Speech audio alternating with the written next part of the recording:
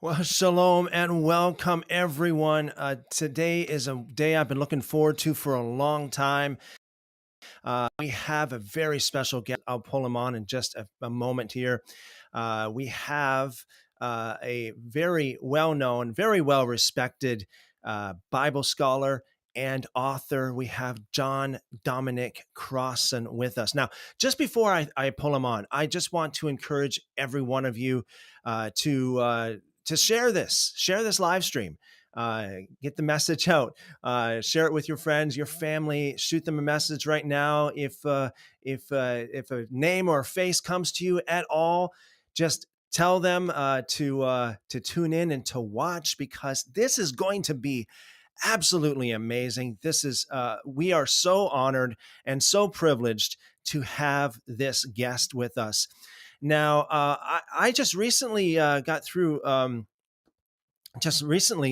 Going through Dominic Crossan's newest book, Render Under, Razor, and I've read the reviews. I got to tell you, the reviews does not do it justice. It is a phenomenal book. I know there's a lot of great reviews about the book, but it is just beyond. What can you say? It's definitely worth way more than its weight in gold. So this is what we're going to be talking about mostly today, is his new book, Render Unto Caesar. So without any further ado, as they say, I'm going to pull in Dominic. Dom, welcome.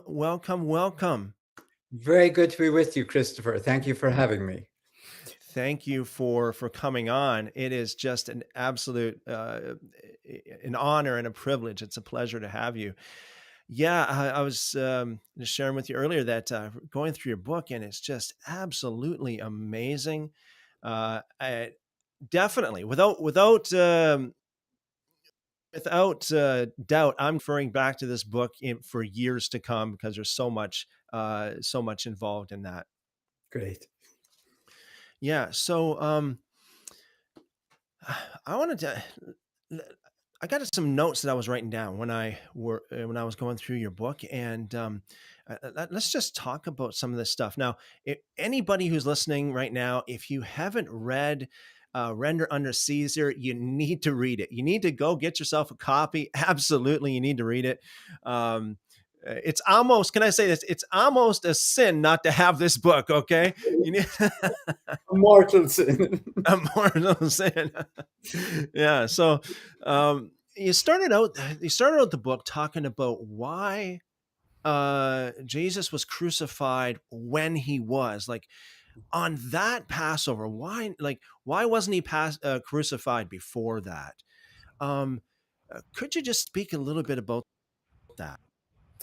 Yeah, these are the questions we should ask ourselves. For example, if Jesus went up to Passover, let's just say Passover, every year of his life, which honestly I don't believe he did, because I think Jesus was a day laborer. That would require cash, real money. You had to have money when you got there to buy your lamb, and at least 2 weeks, maybe 3 weeks off. But if Jesus went up every year, what happened this year that never happened in the other years? That's still the question. If he only went up this time, why did he go up this time? So you have a question that's going to get you one way or the other. Now, I think what happened is this. 150 years before Jesus lived, many Judeans under the Maccabees had emigrated to Galilee, to fill up Galilee.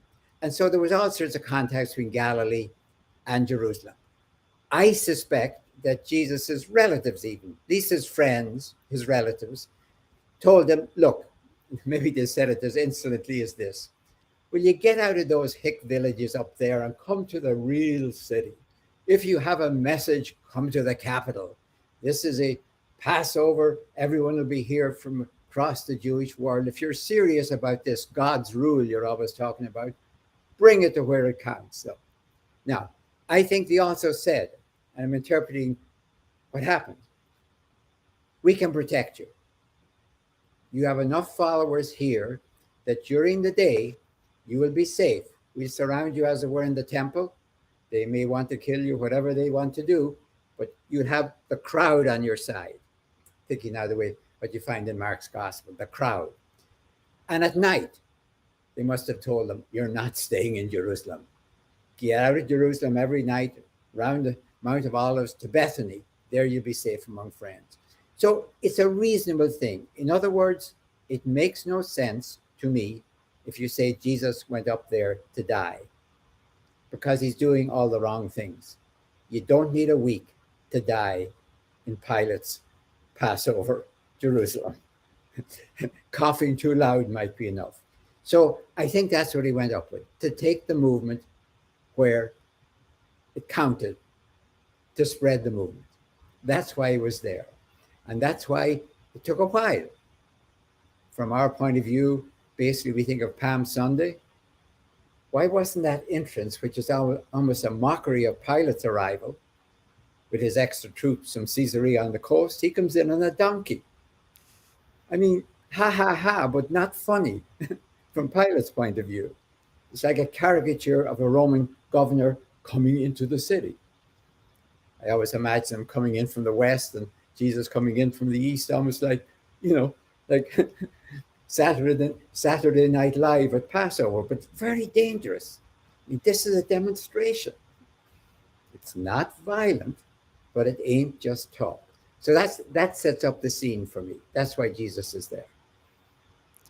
Yeah, you mentioned also in your book that, and this is something I never thought and never knew, that is that the fact that he alone was arrested and crucified is proof that it was a non-violent, what'd you call it? Resistance movement. Yeah.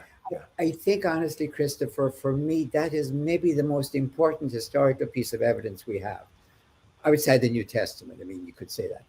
Because by Roman law, by Roman civil law, now criminal law, if you resisted violently, the jus ladi, the right of the sword that the government had just to get you. I doubt if you even had a trial.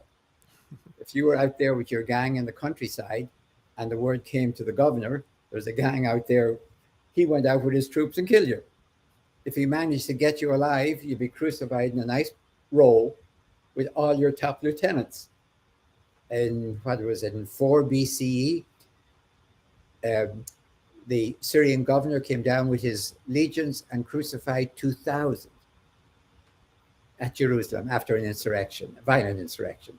And then we know in 70, Josephus says it was 500 a day were crucified until they ran out of trees. So basically, we know for violent insurrection, we know you kill the leader and as many of the top lieutenants or main followers you can get your hands on. Big demonstration. But by Roman civil law, those who stir up the people, we call them activists. I think not philosophers, not just people who talk now. They didn't crucify philosophers in the Roman Empire. They were just taught. But supposing you stirred up the people, turmoil, that's their term. That person should be crucified. The Romans didn't waste iron nails and crucifixions. This is just nonviolent revolution. We take out the leader, that'll end it. And that, by the way, is why both Josephus and Tacitus feel it necessary to explain why the crucifixion of Jesus didn't end his movement. Why are they still around 60 years later? And Josephus says, well, they were faithful to him, his followers, and Tacitus sneers that, well, it was like a disease. The infection spread. So I think that's crucial for everyone to know. By Roman law, and I have it in the book, the actual quotation, if you are a nonviolent revolutionary, according to your rank in society, you're either crucified, thrown to the wild beasts, or sent to an island. If you're kind of an aristocrat who got out of line, we don't kill aristocrats because that might give ordinary people ideas. So we send them to an island. Could that be something that happened with John on the Isle of Patmos? Exactly. I think what you have there is a description of what happened to Jesus and what Set to an island is what happened to John of Patmos. And Ignatius of Antioch, of course, is sent to Rome to the wild beasts. That's almost the scenario of those. Now, it doesn't mean, honestly, that John of Patmos was a major aristocrat. He could have had a sponsor. And a Roman governor very often say if there was somebody against him, somebody for him, with some high, or even if there was just a crowd, the easiest thing was send it to Rome. Why execute him there and cause more trouble? If he has some popular following, ship him off to Rome. Months later, the word will come back, they crucified him or something. I didn't do it, says the governor. So it happens in cases that the governor just wants to get rid of the problem, ship it off to Rome, send it to the Supreme Court, we might say. So, I know this is not. I actually wasn't thinking about. I don't have this written down as a question that I was going to ask you, but I can't help but think about like the what I call like the modern evangelical doctrine today that Jesus was basically your substitute. Do you think he had that on his mind at all? No, No. no, I'm not trying to read his mind, honestly. I'm Yeah. watching his actions. I'm watching the story. And I know the story is gospel and it's just up. But the only way I can explain, I think Jesus was crucified historically. I think during Passover, in the context, whether it was the day before, whatever. Now, I have to explain to myself, if he went up there to get himself killed, first of all, he didn't have to go up to Jerusalem. Antipas was quite obliging. He had killed John the Baptist, as we know, and probably being a prudent ruler, he figured I won't take out another popular prophet for X number of years. But Jesus is already in trouble in Galilee with Antipas. Antipas is watching him. So I don't think he had to go to Jerusalem. If you say he went to Jerusalem because Jerusalem is Jerusalem to be crucified, then I don't know why it took a week. And I don't know what's going on. I don't know why he gets out to Bethany every night. So, yeah, I am trusting some of the evidence in Mark's gospel. I don't think every moment of every day is spelled out the way it happened. But I do think that gives us the only way I can explain why he isn't dead in our language by our Palm Sunday evening. That demonstration would be more than enough to get him killed. Unless there's a crowd there, and you have to then, as any governor has to do, weigh up, do I go for this guy and threaten a riot? Or is it better just to keep an eye on him and hope he just go home? Finish up here. We don't want a riot at Passover because there was a riot, in 6 CE and another time in the 50s, when with the huge crowd of people in a confined space of the temple, anything that caused a riot, anything, would cause, a stampede. Forget the soldiers. It could stampede them one another to death. So there was zero toleration during Passover for sneezing too loud, if I can put it that way. Because somebody might shout, we're celebrating deliverance from Egypt, but we're under Roman sovereignty. Why are we doing that? That's explosive. That's why Pilate is up there with another 600 troops, probably. It reminds me of, I don't know how historical this is, but we're in the Gospel of John, where it says that Caiaphas said that it's expedient that one man should die for the people. My question is, do you think that that's historical? And second of all, if you think it is, do you think that that's kind of like the idea that, okay, it's a nonviolent resistance and one man? And I mean, I don't know, honestly, if Caiaphas ever said that, but I really do think that's what he's thinking. It is not necessary to demonize Caiaphas. Granted, he's a collaborator. His job is to collaborate with the Romans. And at his best, he's going to get it from both sides. If anything happens, if there's a riot, the Romans may have his head. If there's not a riot, his people may lynch him. He has the absolute job you don't want. So I think, yes, I think he's trying to keep turmoil down. But the way he's operating only makes sense to me if Jesus is a nonviolent revolutionary. If he's a violent revolutionary, well, he's got to say, to Pilate is, look, this is Passover. This guy's coming, and he's violent, and he wouldn't have made it into the gates of Jerusalem. So it only makes sense to me, honestly, if Jesus is there to take his nonviolent revolution to the capital with no intention.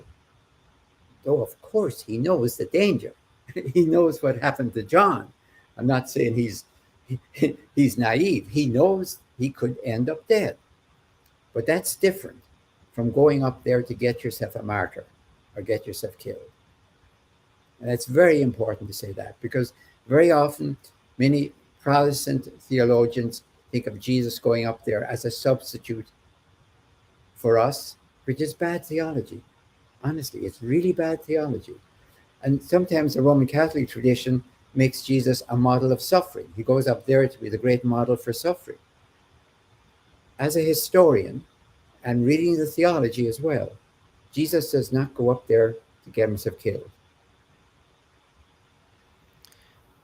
Another thing you said in your book is, now I didn't know this either. The coin that is, the Caesar's with the image of Caesar on it.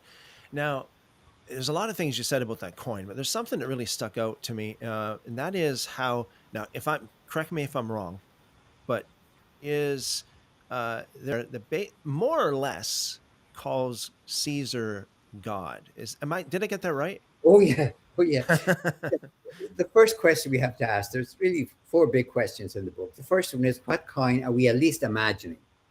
We can't know what coin. And usually, I lived in Jerusalem for 2 years, and I came back with one of those coin about the size of a dime that they sell as a reproduction. Now, they may tell you it's the actual coin Jesus held, but a reproduction. It's about the size of a dime. It's written in Latin, first of all. It's written in abbreviated Latin, of course. So I couldn't read that without using a magnifying glass. And I do know Latin very well, so I could read it with correcting all the abbreviations with the proper case and everything else. It shows Tiberius on one side, and it shows the piece on the other side. The supreme, he's called Supremus Pontifex, or Pontifex Magnus, in any case. The problem with that is it's in Latin. And Jesus asks, at least in the story, whose image and inscription? And inscription. Now, okay, maybe his interrogator, the person who interrogates him, can translate the Latin and put in the right cases and everything else, which is very tricky. If you're filling up a Latin inscription with all sorts of abbreviations, it's good to know Latin so you don't do what happens so often on television shows about the Roman Empire when they put the subtitles down below. They get the wrong case endings. It's a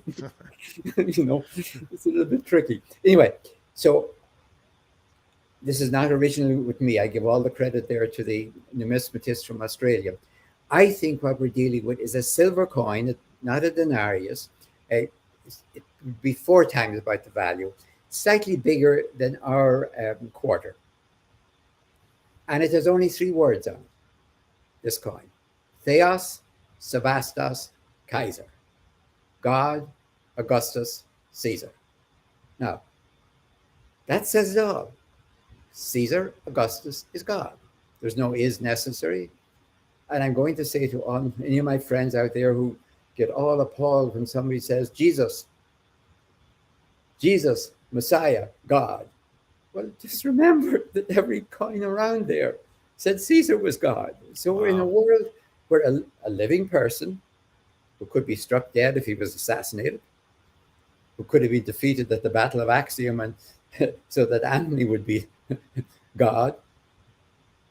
This is Caesar as God. Now, here's the story. This is a gotcha. They come up to Jesus in Jerusalem and ask him, do you or do you not pay taxes? Now, that's as dangerous today as it was then. That's the simplest way to ask the question, taxes or not. So it's a gotcha. If he says, no, we don't pay taxes, then you have a real report from the high priestly authorities to Pilate, and that's enough. If he says, of course we pay our taxes, that loses him his protective screen of the ordinary people. Because in the year 6 CE, that's when the turmoil started, when they had accounted for taxation. All right. Now, on one level, what Jesus does is a counter gotcha. He says, in fact, I don't have a coin. I don't carry the coin. Show me the coin. Now, wait a minute. If you don't carry Caesar's coin, how can you pay Caesar's taxes? And if you do carry Caesar's coin, shouldn't you pay Caesar's taxes? It's his. It's like borrowed from him. So he must have left the people saying, wait a minute, wait a minute, wait a minute. Did he say yes or no? Did he say, throw the coin back to him?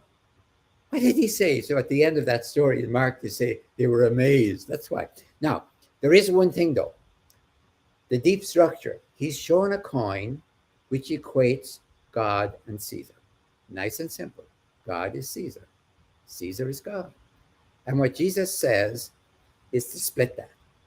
Render to Caesar the things that are Caesar's, to God the things that are God. Now, he doesn't say what, who gets what. He doesn't say that. But what he does is deny their unity. Now, it's a typical, almost like a parable of Jesus. At least he's saying, I know what he said now. What does that mean? He didn't equate Caesar and God.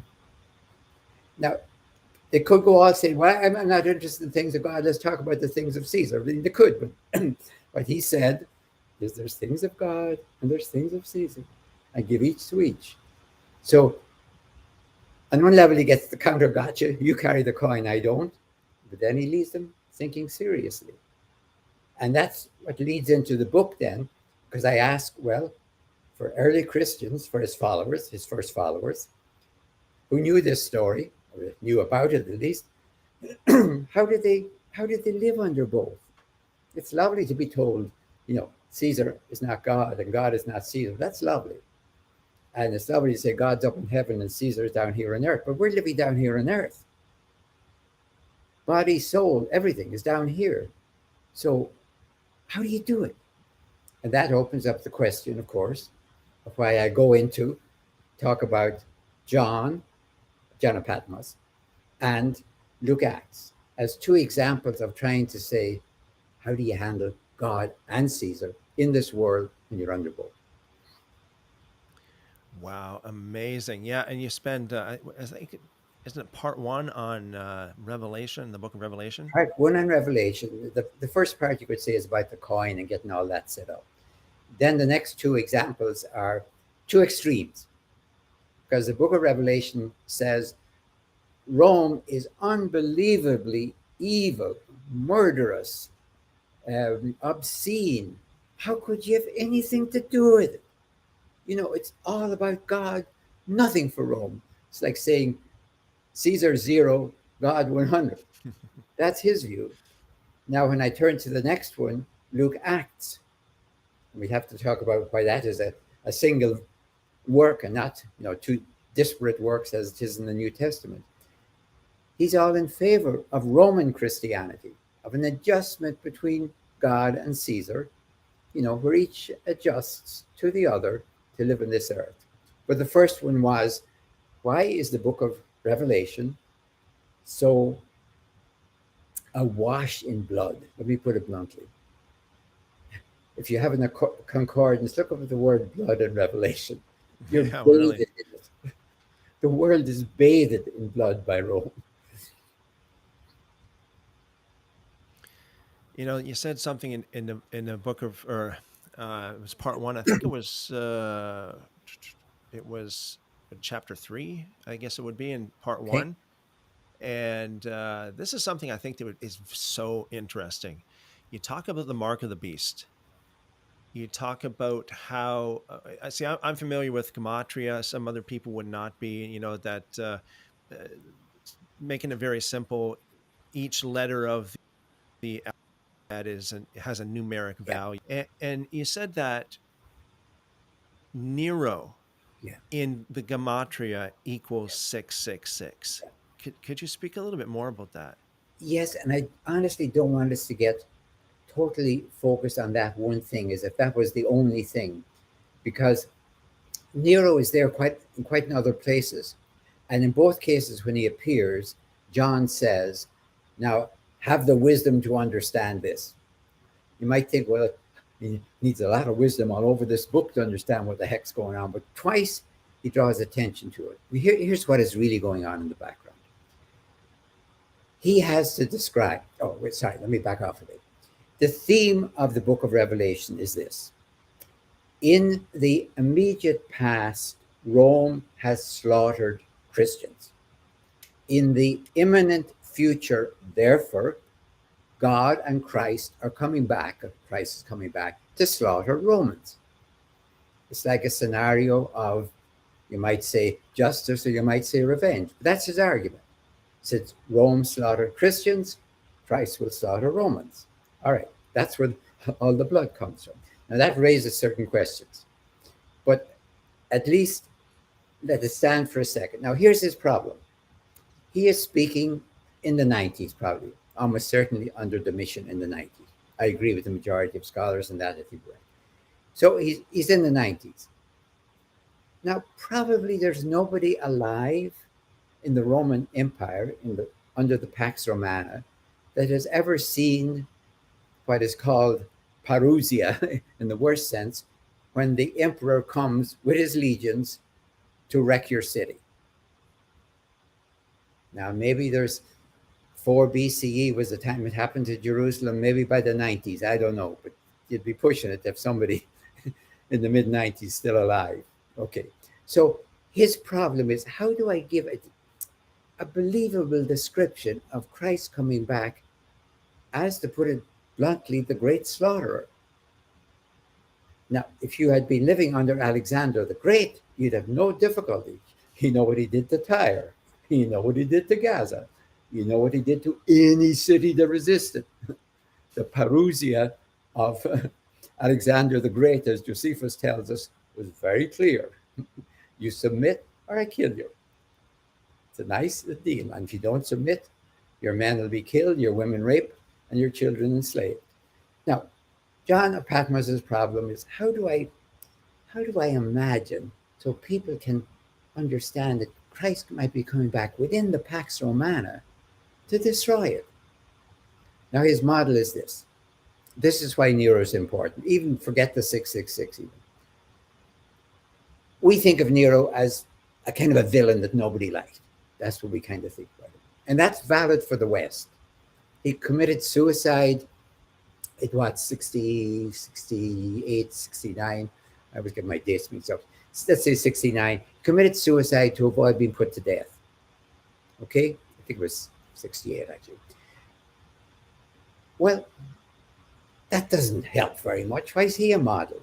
In the East, in Greece, and in the Parthian Empire, Nero was a heroic emperor who'd been on their side in the East. In the East. So the rumor started. He was committed suicide outside Rome. There was no grave. There was nothing, visible. So the rumor started. He's alive. He's alive. He's fled beyond the Euphrates. He's gathering a Parthian army. He's coming back to destroy the Roman Empire. Now, the Romans are not impressed by that, of course, but the Jews would be. And so would the Egyptians and the Parthians and anyone to the east who hated Roman dominion.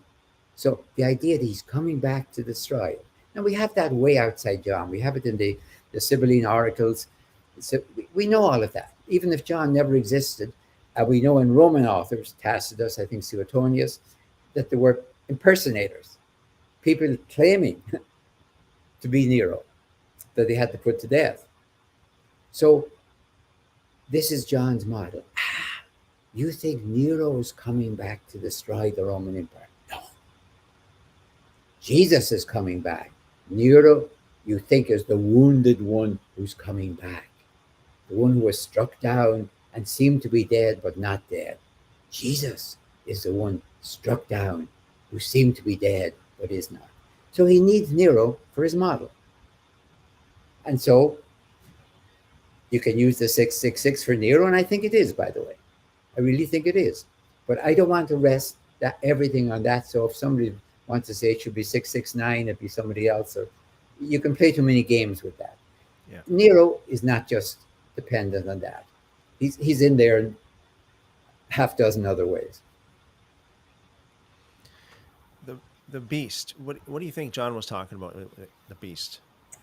Well, you have to start with Daniel, 150 years earlier, chapter 7 of Daniel, where Daniel says that the great empires, in this case, he's talking about the Babylonians, the Persians, the Medians, the Medes, I mean, those three great empires, he says, are beasts from the sea. They're not even human. I mean, it's a serious statement. Imperial rule, which vaunts itself as civilization, is bestial. And God's rule, as you know, is human. It uses the phrase son of man, which is simply a patriarchal way of saying human. So in Daniel, empires are bestial. Now in John, he takes the three features of those three empires, combines them. Rome is a super empire, which it was, of course, and therefore, says John, is super beast. It's not even human. It's super not human. So if you're following from Daniel into John, the beast is an obvious symbolism for Rome, because the alternative is a human empire. And God's rule, which is, of course, the alternative in Daniel 7, is therefore a human phenomenon. God's rule is the best of humanity, not the worst of bestiality. So that's the setup for the beast. Now, you notice that when he turns, for example, to Rome itself, because Rome is a city, and cities are usually feminine, he describes it in the most obscene way you can imagine, pornographic. And he says, everyone is streaming to Rome. Of course. It's the attraction of a house of prostitution. Notice, by the way, what's absolutely lacking in John. He never mentions the legions. Most people say, well, the legions come out and they force you to do. The legions work by oppression. Rome works by attraction also.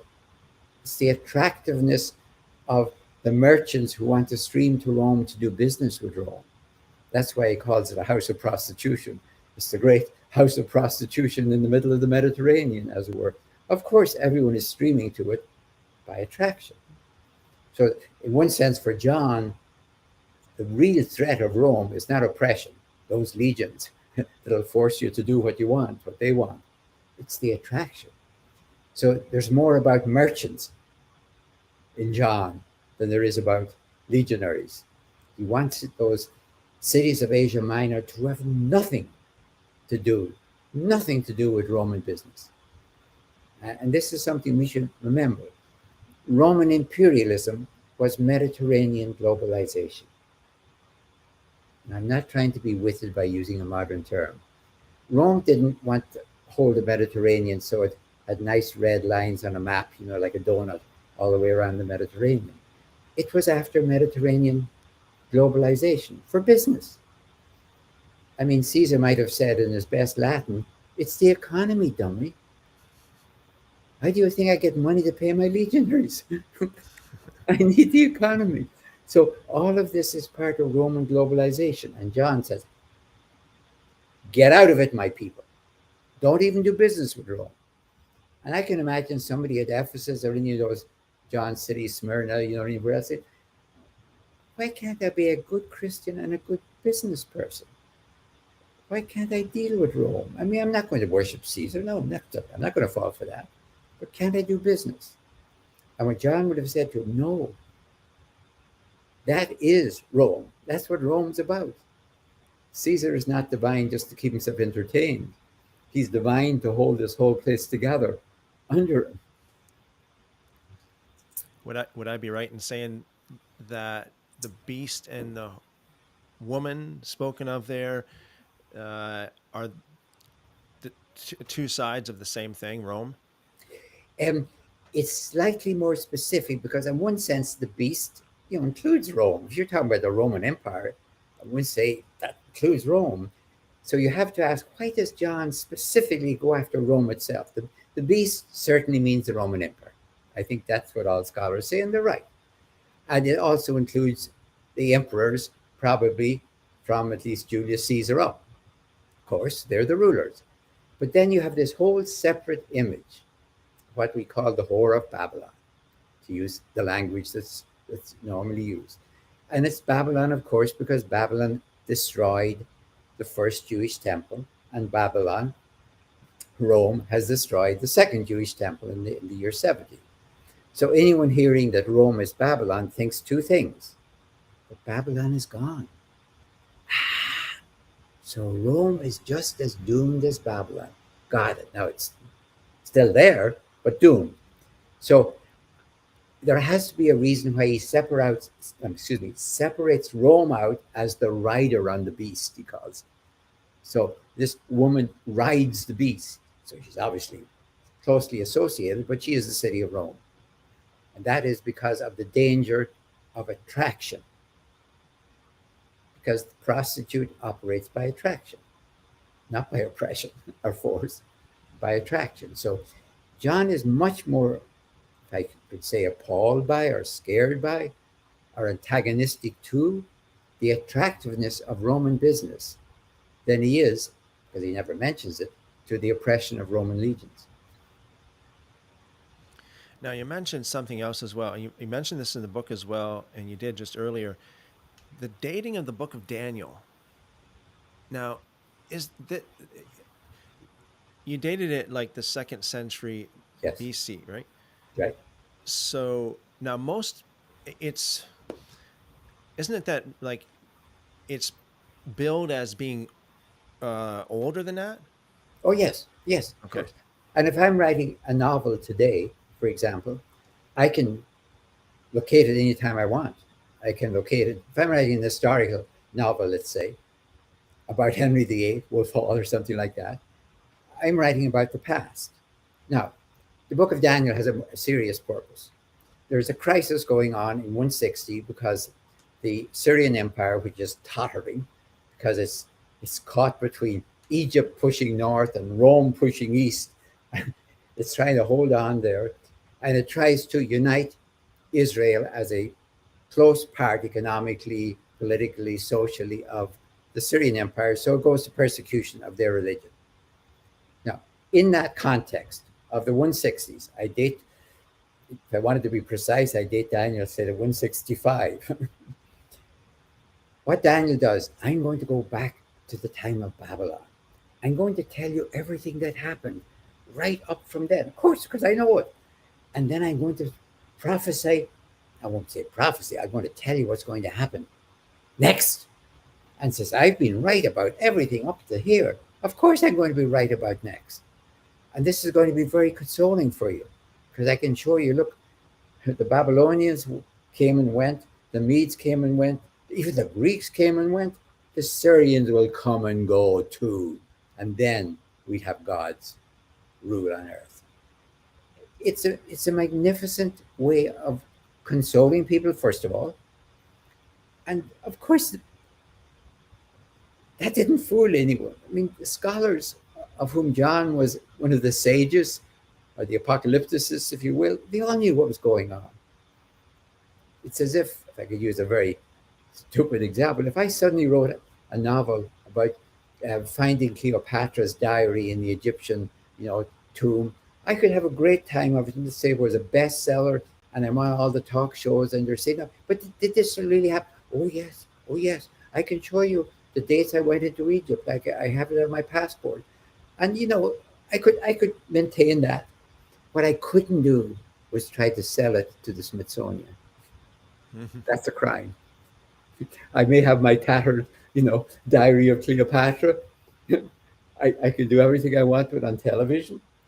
You can play along with me, give me an interview, and you can say, did it really happen? Oh yes, oh yeah. Look, I can show it to you. I can show you my hotel bill. We can play along. Everyone knows it. Now there may be some people somewhere who like conspiratorial things who says, no, it really happened. It really happened. There'll always be people who like conspiracy. So John is doing something that everyone, at least of his own peers, must have known, of course. He's just done it. He's just written it. I've always found it. Um, I've always wondered like why the Jewish people have not they don't classify Daniel as part of the prophets. I mean, it's probably good taste in a way, because it's a different vision. You can kind of see when you read Daniel the split between, the first half. There's 12 chapters, the first six and the last six. In the first six, Daniel, for example, has no trouble praying to God and explaining the dream of Nebuchadnezzar. He just prays to God, off he goes. When you come to the second half of the book of Daniel, he can't explain his own dreams.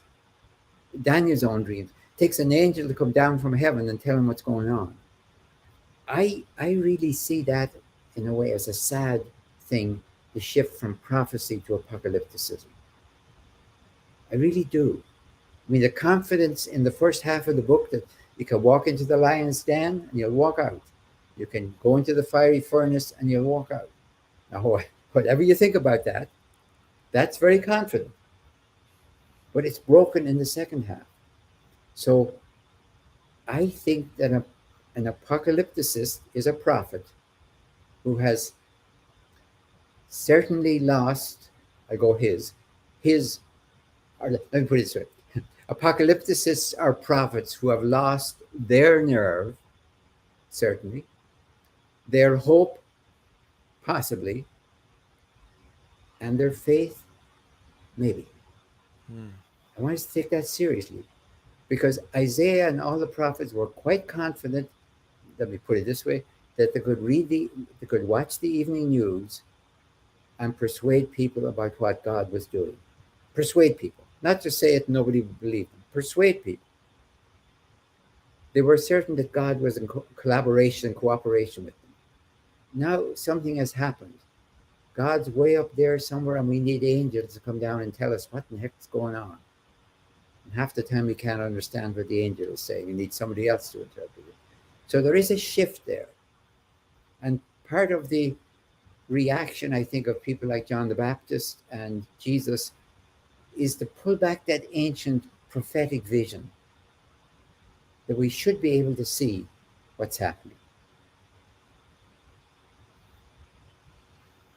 Amazing. In chapter 5 of your book, you touched on the synagogue of Satan. Could you talk a little bit about that? Okay, that would be still in the on the book of Revelation, right? Yes. Yes. Yeah, I think John of Patmos, despite all his Jewishness, is not is not in favor of Judaism, because I think one of the models. I mean, the Jews have been living under empire for 500 years. They have learned how to be absolutely faithful to their God, but to negotiate with empires. They've really figured out where the thin line is, when no, you don't do that, but yes, you can do that. Or maybe it's okay to do business with Rome, but no, you understand quite clearly that all this stuff about Caesar being God is wrong. So I think he is dealing with, say, the local synagogue in any of these churches. Not, that's his nasty term for it, the satanic synagogue, because it's cooperating with Rome. Now, I don't believe for a second that's a theological cooperation or a religious cooperation. But John's great bete noire is the merchants. That's why that whole chapter, I think it's 18, is about the merchants. So there may be Jewish merchants, of course. I expect there were, because they've had figured out how to live under empire, but retain their own faith, their own religion, their own theology even. Now, sometimes it may cost them their lives, but they'll be doing it for 500 years. Rome is just the latest coming down the pike. So I think he is very much against any cooperation modeled on Jewish cooperation. He would call that satanic synagogue. So the synagogue of Satan would be like the Jewish people who cooperated too much with Rome. Yeah, and too much means anything. I mean, his position, honestly, is zero cooperation. And you might say, well, how do you do that? Well, I don't know how you do it, but no merchant dealing with Rome. So any synagogue in any of these main towns he's talking, these are the rich towns along what we call the western coast of Turkey. Rich towns. And they're all of them see the pull towards Rome. Of course, it wouldn't be rich towns if it wasn't for Rome. So any synagogue in any of these towns, I'm talking about a real synagogue, in which Jews tolerate economic business with Rome, he would call it satanic. The individual would be satanic. The synagogue, if it approves of it or accepts it, is satanic. I mean, that's even the term he would use of any fellow, let's say, Messianic Christian who wants to deal with Rome. Rome is satanic. That's why it's not just the beast. The dragon is the one who controls the beast. And the dragon is Satan. So it's Satan, the beast, the prostitute of Babylon. That's the hierarchy he's after. And honestly, it really isn't mysterious. If you take it within context, within apocalyptic writing, within the Jewish Sibylline oracles from outside the New Testament, it's absolutely clear. It's as clear as you could code something that you read today. If you were watching a Saturday Night Live and you can see all the political, that's this person, that's that person. It wouldn't take long to quote it, so you know exactly who they're imitating. I think it was just as clear at the time to people who read it and wrote it. You touched on something in chapter 5 that is something that I've actually been talking about a little bit, but now going through the book of Revelation, you touched on where John said that Jesus forbid the eating of food sacrificed to idols. And that happened with two different churches. Now, Paul, and I like the way you put this, you said that Paul has this don't ask, don't tell kind of thing going on there. And was it 1 Corinthians 8 and 10, I believe it is? Yeah. So do you think that Paul and Jesus are compatible there, or are they contrary in that way? I think so. I mean, this is a problem that would never come up for the historical Jesus in the Jewish homeland, but comes up immediately, and it would have been there for centuries from Jews in the diaspora. Supposing a friend of mine invites me to a meal. Now, you and I might think that'll be to their own homes, but in many cases, let's say two shopkeepers who know one another in business, one Jewish, one non-Jewish. Now, forget Jesus and all that. Supposing you're having a celebration for your son, you might hold it in the temple because there were rooms available for rent in the temple for parties. So you mightn't figure your home was good enough. So now you invite me to come to the temple to have a party with you. Okay, it's in the temple, but it's not, I'm not going there to sacrifice, but maybe the food that I get will be left over from sacrifice and sold in the temple, which it was, or sold in the marketplace. So the problem that Paul runs into with the Corinthians is, what if I'm in the marketplace and there's food for sale, and I think it may have come from the temple? I mean, priests couldn't eat all the sacrificial meat, and whenever there was a great big festival, a feast. I mean, a feast meant food in the ancient world. You don't have a festival without a feast. So where does the meat come from? We're not talking about, hummus. We're talking about meat. Where do you get it? Comes from the temple. So if I'm the emperor and I have a huge sacrifice for a victory of 1,000 bulls, everyone's going to eat beef. It may be free. Now, am I eating sacrificial meat? Have I offered sacrifice? Paul's attitude is a little bit, if it doesn't bother your conscience, go ahead. If you know enough to say that I'm not taking this as sacrificial meat, this is just the leftovers from the party, as it were, go ahead. Now, you might say, be careful. If you have somebody over there who's a conservative and says you have nothing to do with it, you might go along with him. But Paul says, but I don't think it's right for him to force me. You can just see, I I could go ahead because my conscience doesn't bother me. Do I have to listen to my buddy next door who says no? So it was a real problem. Maybe we can't even understand it in terms of eating meat, but believe me, we can understand it today in America with all sorts of other things that it's a question of whether you can do and I can do. And if you can do it and I can't do it, how do we live together, even as states in the United States? Oh yeah, we just have different problems. But now John's problem with that, of course, is no way, because that's exactly where he says it's going to begin. You're in business. You're working only, let's say, with your own colleagues. Now you're invited because you belong to this little group of business people and all sorts of, let's call them guilds for want of a better name. The whole Roman structure of the city was set up in in groupings. Otherwise, how could you live in a huge city, thousands of people? How would you survive if you weren't an aristocrat?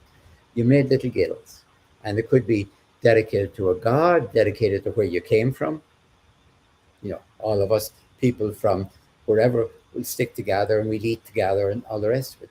Now, supposing I'm a Messianic Christian, faithful in everything, but I happen to belong to a guild of silversmiths. The silversmiths are having a celebration because they've got a sponsor who is inviting them to come for a feast at the temple of Diana at Ephesus. Can I go or can I not? Now, it's crucial. We might find that, oh, whatever.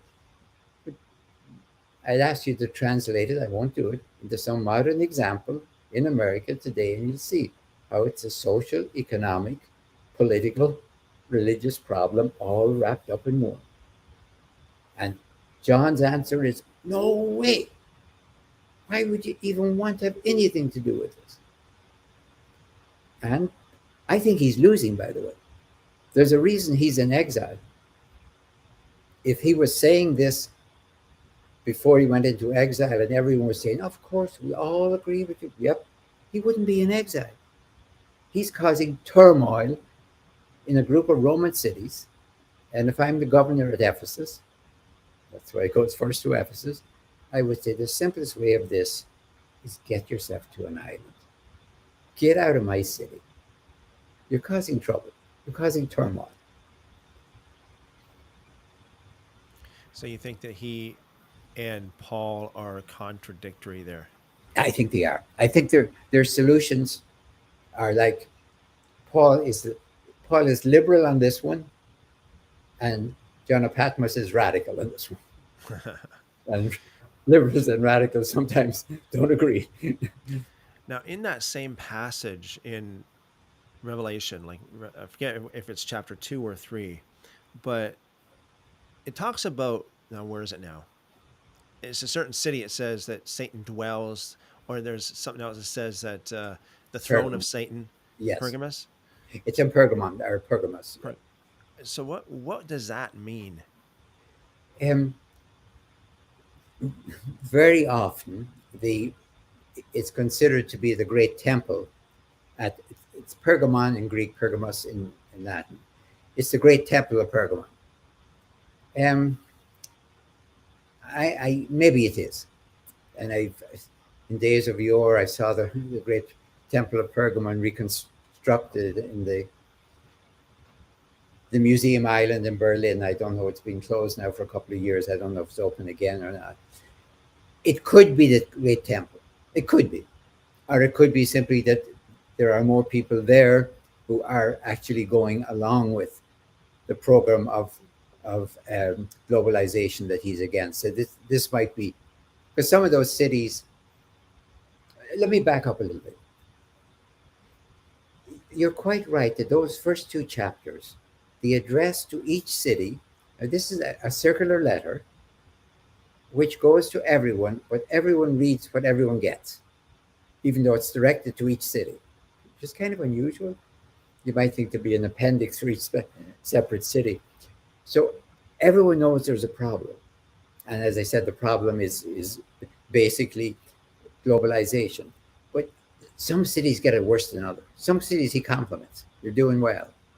I think he's saying to Pergamon, you're about as bad as it gets. Now, it could be, as I say, there's no point in arguing against it because there is this mighty temple that's there. All you can see at Pergamon today is the foundations of it. As they said, you have to go to Berlin to see the real thing. So it could be that. But I don't know if when he's writing to these churches, he's primarily after what you might call the pagan phenomenon in that city, unless they're collaborating with it somehow. If he's talking about that temple, it's because you guys there are attending that temple for parties or for guild meetings or for committee meetings, or you might even be a messianic Christian and maybe you're on the council, which would horrify him, and that would make it worse than anywhere else. So we talk about like synagogue and such. Now, here's something that I've heard. I just want to kind of run this by you. The word ecclesia, of course, it's translated church throughout the New Testament, but I've heard that it's actually, historically speaking, it has been used to refer to synagogue too. Is that true? Yeah, I mean, ecclesia comes from the verb kaleo, to call. It's simply those called together. It meant basically originally in a Greek city, you had, of course, your administration, and you had all those called together to vote. It's the voting members of a Greek city. I think it's important because I think this is a very subversive word. Paul could have used synagogue. Soon again, it just means the same thing. It's the coming together. We would say collectivity, conference. We do all sorts of words. So when we hear Paul talking to the church, we think immediately of a church. Any Greek reading that would say, hey, he's calling our little enclave here 10 people. He's giving us the dignity as if we were the voting members of a great Greek city under Rome. And the voting members of a great Greek city have limited authority. They can vote whatever Rome agrees they can vote. It's a slightly edgy, subversive term. Not too much, but he could have chosen far more neutral terms. Or he could have gone synagogue, which everyone knew. So he used a different term, and he used the term for the collectivity, the voting collectivity of a Greek city. So, our little group here, maybe 10 of us, we're in the ecclesia. It's like calling us a senate. If you have 6 people in a city coming together for and we're called the senate, it's not quite neutral. It might be derisive. It might be something. So ecclesia is a pointed term. So Paul uses the word ecclesia more. John uses the word synagogue. Yeah. And they're in themselves, they could mean the same thing. Any group gathered together. It's the context, the edge that makes the difference.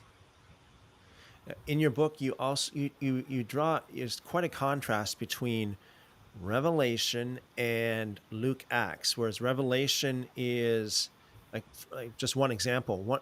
Revelation, Rome is portrayed as being the evil one, and Luke Acts not so much. I use these as the two extremes for that reason. Now, people should understand this. There's nothing, again, mysterious about Luke Acts. If you were writing in the ancient world, you were limited. These are parchment scrolls we're talking about. Papyrus scrolls, I'm sorry. You're limited by the technology of a papyrus scroll, as you and I are limited by the technology we're using here. If I say I'd like you to see the whole room, you'd say, well, it can't be. You're stuck with that background behind it. Anyway, so Josephus can use one scroll, like let's say 30 feet long. One scroll is all he needs for his life. He needs 2 scrolls to write his book Against Appian, 7 scrolls to write his Jewish war, and 20 scrolls to write the Jewish antiquities. It's just the technology. So if I'm Luke Acts, I'm sorry, if I'm Matthew or Mark or John, I can get my gospel into one scroll. No problem. If I go down and buy myself a blank scroll, the reason it can't be too big is because the pages are glued together. If you have it too big, it'll just burst. And besides, I have to manipulate this thing. I have to be able to read it, roll. So you give me a huge one. No, we're talking about papyrus scrolls. Okay. So John has a long message to say. His theme is how the Holy Spirit came down on Jesus, and Jesus traveled from Galilee to Jerusalem, and the Holy Spirit then came back down on the apostles, Pentecost we call it, and they traveled from Jerusalem out to Rome. He needs 2 volumes to do that. 2 volumes in close parallel with one another. Travel this way, travel that way. And the protagonist is the Holy Spirit, not Jesus, because after all, Jesus is dead in the first one. So the theme is how the Holy Spirit has changed headquarters from Jerusalem to Rome. That's John's theme. How the new holy city is Rome. Now, of course, John of Patmos will be tearing his hair out. But what's at stake here is that Luke, let's use the word Luke, that's simply whoever wrote Luke Acts. Its theme is that the future is not Jewish Christianity, but Roman Christianity. That's the whole theme of Luke Acts. That explains why every single Roman official who meets Jesus or Paul bends over backwards saying they're innocent. I've never seen such a storm of innocence of people who are always seem to be in court, but always seem to be innocent until recent history in this country, maybe. You know, they're always innocent. Everyone says so. Galilee says so. At the end of the gospel, the first volume, everyone says Pilate, Antipas. At the end of the second volume, everyone says they're innocent. Now, this is a great apologia pro vita Christiana, you could call it. So, and whether we like it or not, Luke, in the entire New Testament, including Jesus, was the only one who got it right. Because that is what happened. 300 years later, Constantine looked around, said, I have one empire, one new capital city, Constantinople. I need one religion. Could have gone to Judaism, but he went to Rome, he went to Christianity because it was already Romanized. He looked at their bishops and said, these guys look pretty much like my generals or my admirals or my main administrators. They got an organization as good as us. In fact, it's better than us because it holds the whole area together. We broke up and had a civil war. So Luke Acts is the first great stride towards Constantine. Can we accommodate Rome to Christianity? And I'm using Christianity now deliberately. Rome, Christianity. Now, certain things Rome is going to have to give on. Certain things Christianity is going to have to give on, but it can be accommodated. And Constantine is the great example that Luke Acts got it right. Now, whether you like it or not, got it right, I'm making an historical judgment, not any other kind of judgment. The 7 churches, before we get too far from Revelation, the 7 churches, do you think that they were literal, like it was literal churches? Like I know some people believe that they were like quote unquote ages of the church. What do you believe there? I really don't. And you know, I don't want you to think that, well, I have an answer to every little detail you ask me. I have a view of the whole. And it's because of that view of the whole that I have answers for every detail. Do you know what I mean? It's not that I looked at each detail and made up my own little answer. I understand what he is doing in terms of what is going on in the 90s, in the Roman world, in the Jewish world, and in the Messianic Christian world. And I see them interlocking.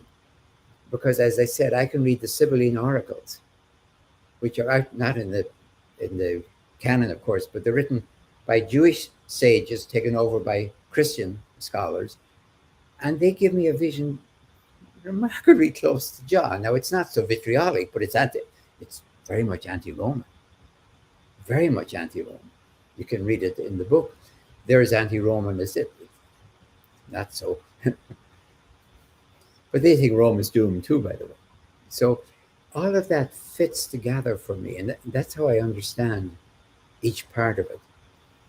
Without that matrix, I think if you just picked up John of Patmos's book and read it today and knew nothing, you're blissfully happy to do whatever you want. And I think it's as much fun as playing basketball without a hoop. If there's no hoop, we're all as good as one another. If there isn't, but the hoop, as it were, is the discipline of history. That you can't say that because that doesn't make any sense in the matrix. And we have the matrix of the 90s in which John is writing. You think those churches are not literal? Oh, and sorry, let me come back. I got distracted. Your real question. No, I do. I really do. I think they make absolute sense. These are the churches that sort of revered, I think, literal churches which revered John as their prophet. He has been sent, probably by the governor of Ephesus, I suspect, to an island off of Patmos, we know. He's sending a circular letter, which is to go, and you can follow its course if you look at the sequence of the churches, into Ephesus, up north, and then back south. You can go see them today if you want. Some of them are still big, some of them can't see much left over. So I think they're real churches. Now, that doesn't mean that you can't take what he says to a given church as therefore of total limited value or not. You'd have to look at his theme.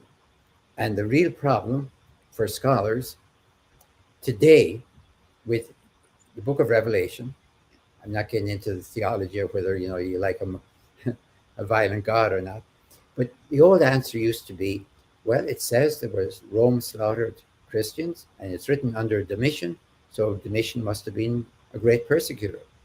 We have lots of very famous, I've quoted some of them in the book, saying, well, that's logical. He says there was slaughter, so there must have been slaughter. But more and more, including myself today, are saying, well, we have no evidence of imperial policy or imperial practice, except for that one thing that Caesar did, that Nero did in the 64. We have no experience of that. In fact, I add this in the book, we have strong evidence against it because Ignatius of Antioch, traveling westward among the same churches, never even mentions persecution. He's more worried about whether they're obeying their bishop or not.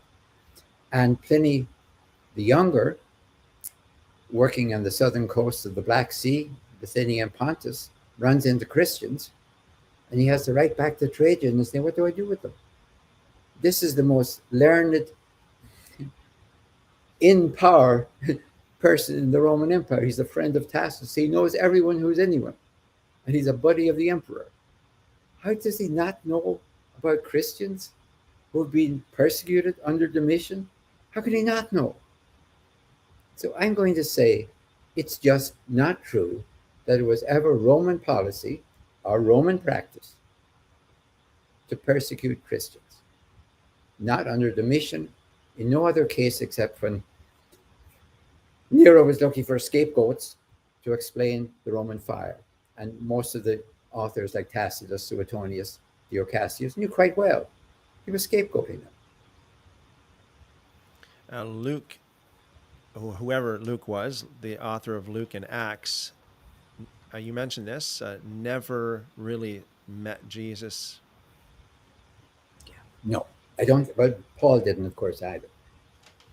Yeah. No, I don't think so. There is something that I was quite excited that you mentioned this stuff. You got into this stuff in your book, and that is comparing Galatians 2 with Acts chapter 15. I've been talking about that for quite some time, and could you Yeah. Here's what I did, just so your audience understands. I mean, I've been interested in Jesus and then in Paul. Okay, I wasn't primarily focusing on Luke or Mark or Matthew or John, for example, because I'm focusing. But when I was working on Paul, I kept running into this guy Luke. Paul said this, Luke said that. Paul said that I got out of the Damascus in the basket because the Nabateans were holding the doors to arrest me. Luke says I got out because the Jews were there to kill me. Okay, what's Luke up to? you know, why is it that every time I can check him, he's wrong? I'm sorry, that's a bit vulgar. But the opening day of Mark's gospel is a day of magnificent success for Jesus at Capernaum. The opening day for Luke, following Mark, is a day that got them almost killed at Nazareth. Why does he change it? So what I did, honestly, well, COVID helped. I took about a year. Let me focus on Luke Acts. Let me forget Paul and Jesus if I can, you know what I mean? And try and understand what makes this author tick. Let me get a profile of the author internally from this. If I'm reading this today and I have no idea who wrote it, what do I think he's up to? Using all the normal norms that I use with anyone. Why does he say this? Now, going for me, I have two things. I do know he's using, because scholars all agree, and I do, that Mark is his major source for the content and the sequence, apart from else. So I'm going to watch him very carefully with Mark. I'm going to watch every change he makes in Mark. Why does he bother doing it? Okay, if he's just making changes because he's a more elegant Greek writer, I don't care. That's him showing off. But I want to know every time he makes a change, omits, changes, adds, what's he up to? Then I'm going to come into the second volume. And I am reading this as two volumes of the same work, written at the same time, planned, conceived, written, published as a two-volume work, just like Contra Appian by Josephus. Never existed as two separate works. Finally, it took about a year of concentration. I think I really understand what Luke is up to and how the Lucan Paul, fits into that. For example, Paul will live and die to say he's an apostle called by Christ at Damascus. That's his identity. That's his authority. That's his, take that away from him. And he's nobody. He's just the big mouth, you know, assuming authority he doesn't have. So his whole life identity, authority, integrity is based on that. Now you read the three great accounts in Luke. Luke gives three accounts of Paul's conversion. Maybe he doth protest too much. Three accounts. But he never, ever admits that Paul sees the Lord, which would make him an apostle. He hears the Lord, and he doesn't even know who's speaking because he says, "Who are you, Lord?" So, as far as Luke is concerned, he couldn't be an apostle. Now, it's within that context that I come to Galatians 1 and 2 and the Acts 15. If you start without that, I don't know, you can make up anything you want. Somebody can argue that, well, I like Acts 15, Paul's lying. Oh, sure. But I'm interpreting the two of them. Acts 15 is a perfect example, says Luke, of how we work together. Look how peaceful we are. We have a problem. We bring it to our little mini Senate, as it were. Somebody speaks. Now, Peter is the one who speaks. And Peter is the one who says, kind of, I'm the apostle of the Gentiles. God chose me. Now, Paul gets to tell what happened. Barnabas and Paul, let's keep the order. Barnabas and Paul gets to tell, but they're never quoted. Then James, as the leader, says, I've heard everyone, and now this is our decree, and so we write it up, we send it out. If I'm reading that as a Roman, I would say, oh, these are a lovely people. They're like a little mini Senate. They operate, nobody's shouting, nobody's screaming. Everything is lovely. These people don't have any inner turmoil, so they won't create any extra turmoil. It's a lovely piece of propaganda, to put it bluntly. And if we didn't have Paul swearing, he says it under oath, before God I do not lie, in Galatians. And whenever Paul is really on the defensive, in 2 Corinthians, 12, I think, and first Galatians 1, he says, before God I do not lie. That's when he's under attack. So, yeah, I trust Paul. I understand what Luke is doing in Acts 15. But not for a second would I follow him as the historian. Paul gives me history, Luke gives me the apologia, the history translated into pro-Roman propaganda. That's the only honest thing. Now, for people who say, but God inspires, yeah, God can inspire propaganda too. Get over it. In fact, God can inspire some mistakes. Luke likes to connect everything with the big historical world. So do I. Sometimes he makes mistakes. So do I. If you keep saying this date and that date, I know I'm going to make mistakes when I'm talking off the cuff. So Luke wants to connect everything in his story with the Roman world, so he gets mistakes. And there's no point in saying, oh, he really meant this, he meant something else. It's just all right. It's like somebody from the pulpit making a great sermon, they give you a wrong date about something. Is that really what you focus on? Galatians chapter 2, verse 7, Paul is like kind of paraphrasing it, like, I'm the apostle to the Gentiles, Peter's to the Jews. Yeah. But then in Acts chapter 15, verse 7, Luke says that Peter said, basically, I'm the apostle to the Oh, Gentiles. and he was. If you, what is it, chapters 10 and 11, he's the one who gets the revelation from God. And this is interesting because this shows how deliberate Luke acts is. If you're reading Mark and you're reading Luke in parallel columns, by the way, anyone who's serious about studying the gospel should be doing it in parallel columns. If you're not doing it that way, you're just having fun, which is fine. But if you're reading in parallel column, you suddenly realize there's a big chunk here in Mark that Luke omits completely. It's the place where Jesus has this manifesto that everything is clean, where he goes out to the other side of the lake and has a second multiplication of the loaves and fishes for the Gentiles on the other side, and where the followers don't seem to be able to get it in the middle of the lake, that there's more than enough bread for Jews and Gentiles. He omits all of that. Now, that makes absolute sense to me because he's holding that for the Acts. Why tell that Jesus sets up the principle and makes this little mini tour of the Gentiles by going up to Tyre? Hold all that for the Acts, the second volume. But that's precious. That proves for me that Luke is planning this whole thing from the beginning. He's waiting for the second volume. Now, when the second volume comes, you think, oh, Paul. The shock is it's Peter. Okay, Paul has his conversion. What's that, chapter 9? But 10 and 11 is Peter gets the revelation from God of the theory that everything is clean. Then he goes out and converts, who's a Cornelius, the first Gentile.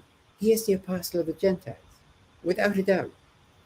And by the way, I think that title, The Acts of the Apostles, means Peter and Paul. It doesn't mean the 12. They're gone. The 12 are useful for up to about Pentecost, then you don't hear much about them. It's Peter and Paul, because this is also part of the great big Romanization. Romulus et Remus, the hero twins of Roman Rome. Rome become the hero twins Petrus and Paulus, always in that order. You will never hear Paul and Peter, at least that's the Roman Catholic tradition coming down from this. So Peter is the one for Luke. Paul is the one for Paul, and I'm going with Paul. That's history. Do you think that the author of Luke is more biased toward Peter? Oh, yeah. I wouldn't even say biased. I mean, that presumes that there might be another interpretation. He's absolutely pro Peter. In fact, here's the giveaway. As you know, Paul has Luke Acts gives three full stories about Paul's conversion, right? Chapters 9, 22, and 26. Okay, one when it happens, once when Paul talks to Jews, once when he talks to Gentiles. He does the same for Peter. He tells it happens, what, chapter 10, I guess. Then Peter goes up to the 12, and or the others that tells them what happens. That's the second time. And then in chapter 15, he's the one who says, verbatim, quoting him, I was the one. Each gets three accounts. Once when it happens, twice telling it. If you're reading through through Luke Acts, you begin to realize there's a pattern there. Something happens to Peter, something happens to Paul. It's always though kind of in that order. Like Peter is the superior. It's not just they're side by side. You could say Peter and Paul, Paul and Peter. Look at all the comparisons. I can't even mention them all now. Cures, dealings with magicians. There's a whole pattern of things that escaped from prison. There's a whole pattern of things that happened to Peter, happened to Paul.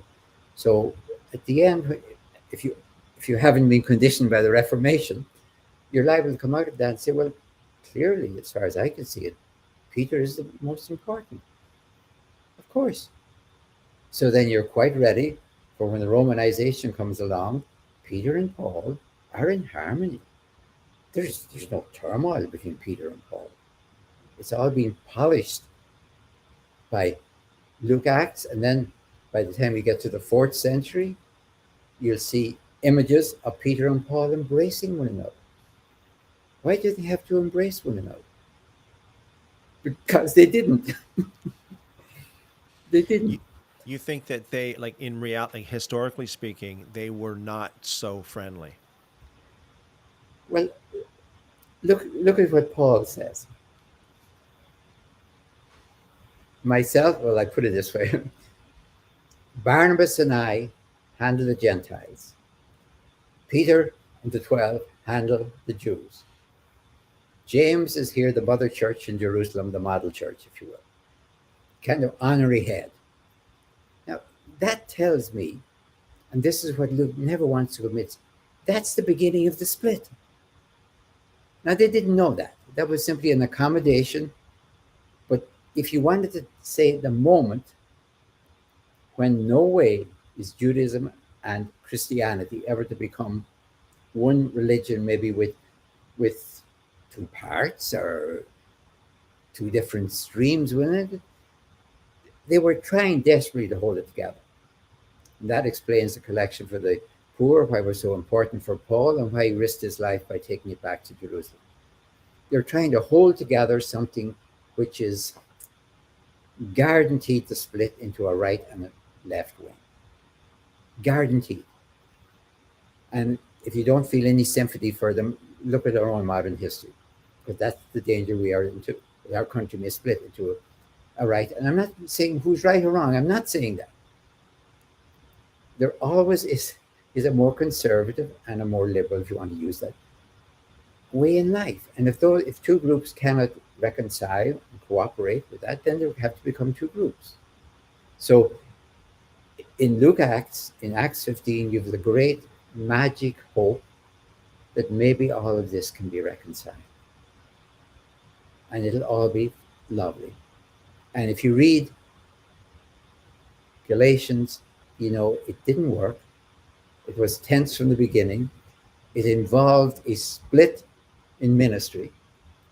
Because, look, I mean, how is it going to work? It would be lovely if all the Jews were over here, all the Gentiles were over here, Paul goes here, Peter goes there, no problem. Any Roman city has Jews and Gentiles in them.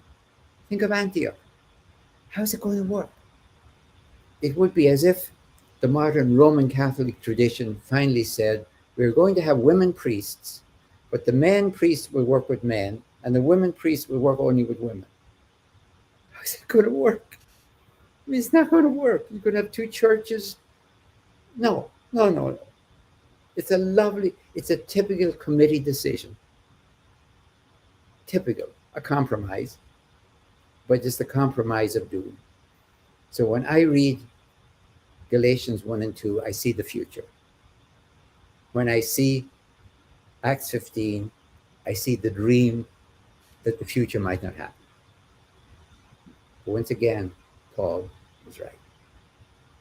This split, even if it may work, and for Paul's point of view, it'll give him carte blanche with the Gentiles, which is what he's going wants in any case. But if you read the truculence of his language, he's not happy. He says, well, I don't care who is authority here. This is what I'm doing, but they let me do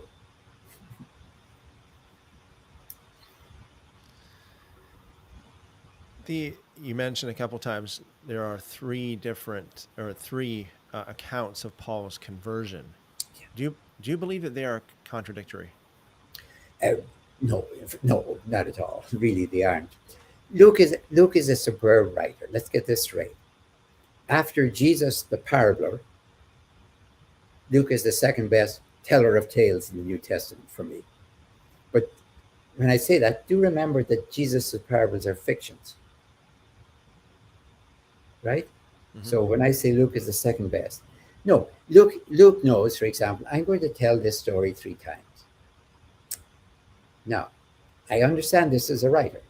I'm going to tell this whole story 3 times. I'm not going to say, as Josephus says, and I told you about this before, and I'm going to tell you the whole story. Okay, how do I do it without boring my author? Well, I do it this way. In the first story, God will not talk to Paul at all on the road to Damascus. God will talk to Ananias. Ananias will tell Paul his mission. The second time, no, I'm sorry, I got it wrong. The first time, God will tell Ananias Paul's mission. God to Ananias the first time. The second time, that's in Acts 22, Ananias will tell Paul. And the third time, scratch Ananias, God will tell Paul on the road. So 3 different ways of telling Paul his mission. God to Ananias, Ananias to Paul, God to Paul, scratch Ananias. So he varies it. Would you call that a contradiction? If you believe that God inspires every single word of you'd have to say, well, yes, because either who told Paul? Now, I know what the fundamentalists would say. Well, he got told 3 times. God told Ananias, Ananias told Paul. What's your problem? 3 different. I mean, that's undignified and it's unworthy of inspiration. Even if you believe, which I don't, that inspiration means that God is whispering in your ear.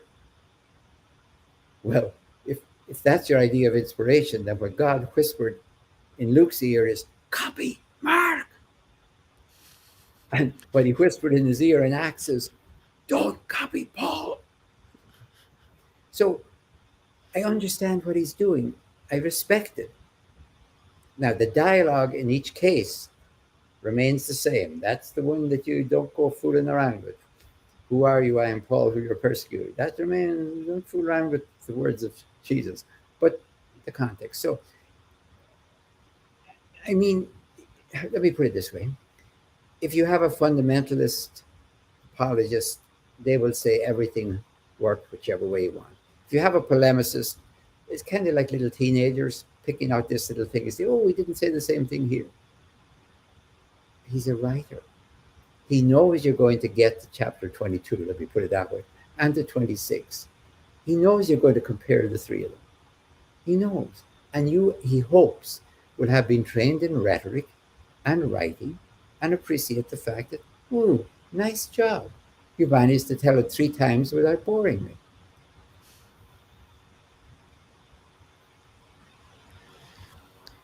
James, as they call the brother of Jesus, James the Just. Mm-hmm. Is he part of the 12? Was he ever part of the 12? No. Never. No. By the way, could I put one postscript to our previous conversation? In the 1960s, when I was still a monk in the monastery, and Roman Catholic laity were getting interested in the Bible and had no idea they were blissfully, I used to give them parallel copies of those three accounts in Luke, Acts 9:22, and have them just look at it. Say, now this is a book that you read to. What do you think of the author? What's the author up to? And most people were smart enough to figure it out. They knew you were going to get to the next one and read it. So they read in parallel columns and they could figure out, oh, I see what he's doing. I see. That was back in the 60s. Where they could see God to Ananias. So it's a very good place to begin if you're trying to show people what really is going on. Now, come back to James and Just.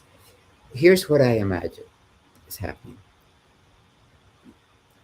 The Essenes down at Qumran had their own groups as well in cities, which allowed marriage, but also had a lot of common property. Common property. I think James the Just, James of Jerusalem, James the brother of the Lord, had this. This could go back before Jesus. I mean, before Jesus was operational. I mean, he had a group in Jerusalem who were living I'm going to use the term, monastic life, similar to Qumran. Now, I'm not projecting my ideas of monasticism, Christian monasticism back on Jews, but it was there. Make no mistake about it. It was there in the deserts, I think, of Syria, Jordan, and Egypt. It may have had women, it may have had men, but it was basically monastic life. Common property. I think he had a group in Jerusalem. I think they were known as the poor, capital P as it were, the poor, because they had a high degree of share. I think Luke Acts got that one right. Barnabas. So I don't know if they were celibate. I don't think they were, because, there's the who is it called? The case of the couple who sell their land and defraud them. So let's say they're not celibate, but they have a certain amount of common property. It could be that they give, say, 1/10 of everything they own to a common purse or something like that. Some kind of, but I think they're known as the poor. So when Paul is talking about bringing collection for the poor, he's not talking about the street poor of Jerusalem. He isn't. He's talking about acknowledging James's kind of ideal community, ideal messianic community, which is a share-all community instead of a grab-all. So there's a kind of a model community in Jerusalem. James is head of it, and that is why James lives till the year 62, and when he is executed by a high priest of the family of Annas, by the way, in the interregnum between two governors, he's immediately deposed by the new governor. James is protected by extremely conservative Jews, not Messianic Jews, in Jerusalem. And I'm trying to think, why? Because he's clearly a Messianic Jew. James certainly believes that Jesus is the Messiah and is willing to accept Gentiles, at least with this agreement of the two missions. The only way I can understand that is that he is probably, as his history is, he's an extremely, what term do I want? He probably lives on bread and wine, bread and water. Okay, if you live sparsely, you're probably very kosher. There's nothing as kosher as bread and water. So he has a reputation in Jerusalem among pious Jews of being a kind of a super Jew, super pious Jew. So if he wants to have his little messianic group, okay, we tolerate that. So I think James is very important for his, if I could use the Latin word auctoritas, for his authority, not in terms of power, but in terms of modeling. You know what I mean? In terms of, like Mother Teresa is not a model of power, but a model of piety. So I think James is the same. Now, Peter and the 12, or Paul and Barnabas, we're talking power here. They have the power of mission. James stays in Jerusalem, but he has the power of modeling or of authority in that sense. Do you think that he was the leader of the quote unquote the church after Jesus? I suspect, well, from what I'm getting from Paul, I'm leaving Luke Acts out for sense. I mean, Paul certainly respects him. Um, I don't see him really having the authority, but the thing that happens at Antioch when he sends the word out that there shouldn't be, if Jewish converts and Gentile converts are eating together, the question at Antioch was, should it be kosher for all or kosher for none? Who adjusts to whom in a common meal now? They're not talking about off by themselves. And apparently the original answer was kosher for none. In common meals, nobody observes kosher. James, Justin Paul said, don't do that, kosher for all. That's just common meals. That has nothing to do with Gentiles off by themselves, Messianic Gentiles. It just means in a common meal. I actually think he was right. I know Paul loses his cool and climbs the walls. I think that's common courtesy. If I was in a Jewish home for supper, if I was honored to be there for Passover, I would do what everybody else did. I think Peter, Barnabas, even Barnabas, were right to say, look, we know that Gentiles don't have to observe kosher. But if the two groups are eating together, then I think it won't kill the Gentiles. There is no law from Christ that says you've got to eat shellfish. If there's a law that says you don't, then you don't. I think Paul loses his cool in Galatians and goes back on it in Romans. And he finally says, well, you can accommodate. You don't have to, but you can. Do you think that James the Just is the author of James? No. No. No. Who's the But author of James? No, but it may well represent his spirit. It may well. Because it really is a very faithful reflection of the vision of Jesus.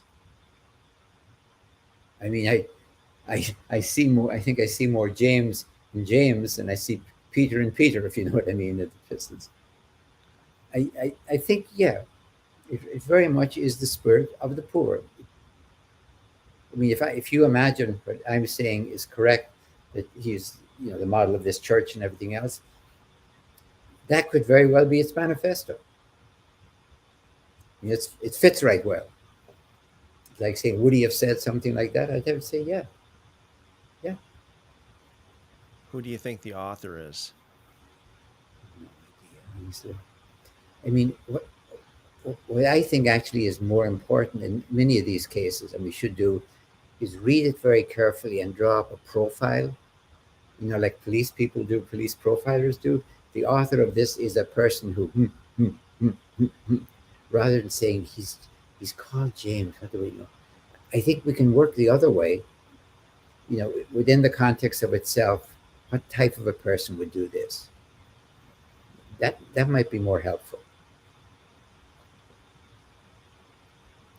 In your book, comparing Paul with Luke Acts, you're saying that Paul like really clearly presents himself to be an apostle that's sent by God directly, whereas Luke Acts is more like he's not so much. Oh, I'm afraid, Christopher, it's really worse than that. It's not like he's a small apostle. Paul will die for you. Paul will say in Corinthians 15, I am the least of the apostles. I am the last of the apostles. I'm not fit to be an apostle, but that makes me an apostle, boys. And if I'm an apostle, now, see, Paul's problem going into it is he wasn't with Jesus. The 12 were with Jesus, at least according to the story. They'd be called by Jesus during his lifetime. Then they had visions of Jesus after his death. They were like double apostles. Now, Paul, when he says, well, even if you knew Jesus according to the flesh, we don't know him that anymore. The truculence of that language tells me that he's a slight embarrassment. It would be nice to have had been there from the beginning. And in fact, very often in Greek Orthodox tradition, and in the Orthodox tradition in general, Paul is slipped in at the Last Supper and slipped in especially as the 12th apostle. No, Judas is out, Paul is in. You see him in scenes where he could never have been. He's at the Last Supper, as I said, he's very often shown at the Ascension. And you can see because he's bald. You always recognize iconographically. So they slip him in, but he wasn't there. Now, Paul comes along with this astounding statement. I have seen the Lord. I was seen. I can't emphasize that too much. You don't become an apostle by hearing. That's not what they did. They saw. So if you read Paul, it's always I saw. The verb is orao, I saw. Not just I heard. So when Luke talks about him hearing, that wipes that out. And then if you look in Luke, where does he say he's going to Jews and Gentiles? He goes into every synagogue first. He's not the apostle of the Gentiles. He may run into Gentiles, of course, but he's the apostle. He's the great missionary sent out by Jerusalem and Antioch to the whole world. He's the long distance missionary. He's everything but an apostle and a peer with the 12. Give him any honors you want. You say he's the greatest missionary. Just don't say he's an apostle. Because if he's an apostle, then there's a danger there might be a Peter, Paul antagonism. And then there will be turmoil within the community. And if there's turmoil within the community, then any Roman governor could say turmoil inside means turmoil outside. And that's true. If you have a community in turmoil, I think that's what happened to Ignatius of Antioch. They're probably arguing within the community, right against left. That spills out into the Roman streets. Easiest thing to do is get rid of whatever causing. John of Patmos, Ignatius of Antioch. So that's the way I actually see it. You know, when I read Paul and he says, like how you mentioned there a couple of times, I am not even, I'm the least of all the apostles, not even worthy to be called an apostle. Yeah. And then a couple of times is in 2 Corinthians, he said, I am not the least inferior to the super apostles, as one Yes, translation. that's right. Because whoever these people are at Corinth, and we don't quite know who they are, whether he's even mocking them, whether they claim that title of apostle or not, or whether he is just doing it. But watch, as I said, Paul is not interested in his own autobiography. We'd love him to tell us more. The only time he brings up good chunks of biography are in Galatians, as you mentioned, and 2 Corinthians.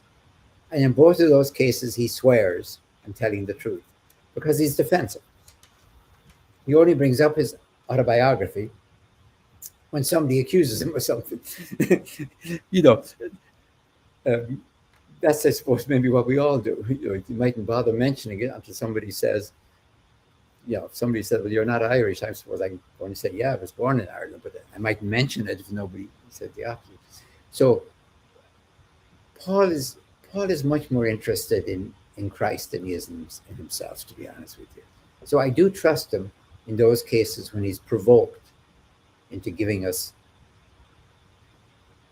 some autobiography of himself.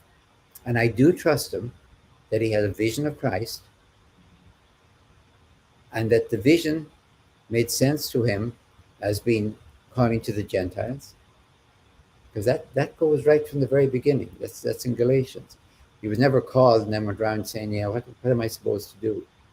So Paul could have been converted from a persecutor, just to mind his own business. Stop being a persecutor, mind your own business. Or even to be a supporter or to be apostle to the Jews. So he did the whole 180-degree turn from a persecutor to an apostle. That's a huge, dislocation from one extreme to the other. You also mentioned in your book in chapter 10, I believe it is, the cost of acculturation, talking about the pseudo Pauline letters compared to Luke Acts. So the pseudo Pauline letters, we see a radical, um, the radical baptism. Is it the baptism? Neither The male nor female, neither slave nor free, neither Jew nor Gentile. Yes. What's going on, Christopher, is this. Look, Paul is a radical. That is, he's a radical vision of what the world needs. Now, I actually think he was right. Because I think the world needs a radical vision. I'm living in Florida at the moment. I'm very much aware of how radical the vision is, and it's way beyond politics. It's about water. It's about your shoreline and the height of the water that's coming in. Uh, I think the vision that we have with Paul, they're putting their own language and everything, and certainly not the language I would use if I was speaking in the public square. But I think they have a vision that was way ahead of its time of what the world needs. And I think they were basically right that civilization, as for example, represented by the height of civilization, which was the Roman Empire, that's what it vaunted itself as.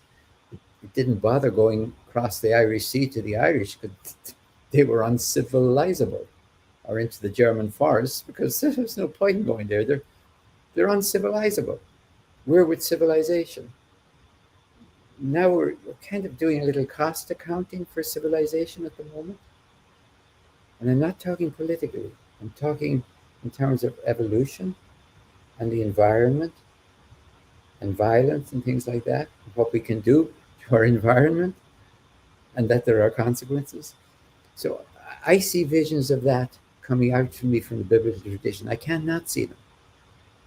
If there weren't, I'd simply, I, I think I'd have quit long ago. I could have been just as happy working with Shakespeare. Honest to God. I had 5 years of Shakespeare in school. We learned 5 plays, learned all the soliloquies before I ever got into the Bible. I think Shakespeare has a vision too that's as sweeping as the Bible. I'd sooner do that if I thought there wasn't anything here that wasn't sort of, antiquated, a couple of thousand years old, nice in its own time, but really have no relevance anymore. Funny languages. So I think Paul does have a vision that warns us.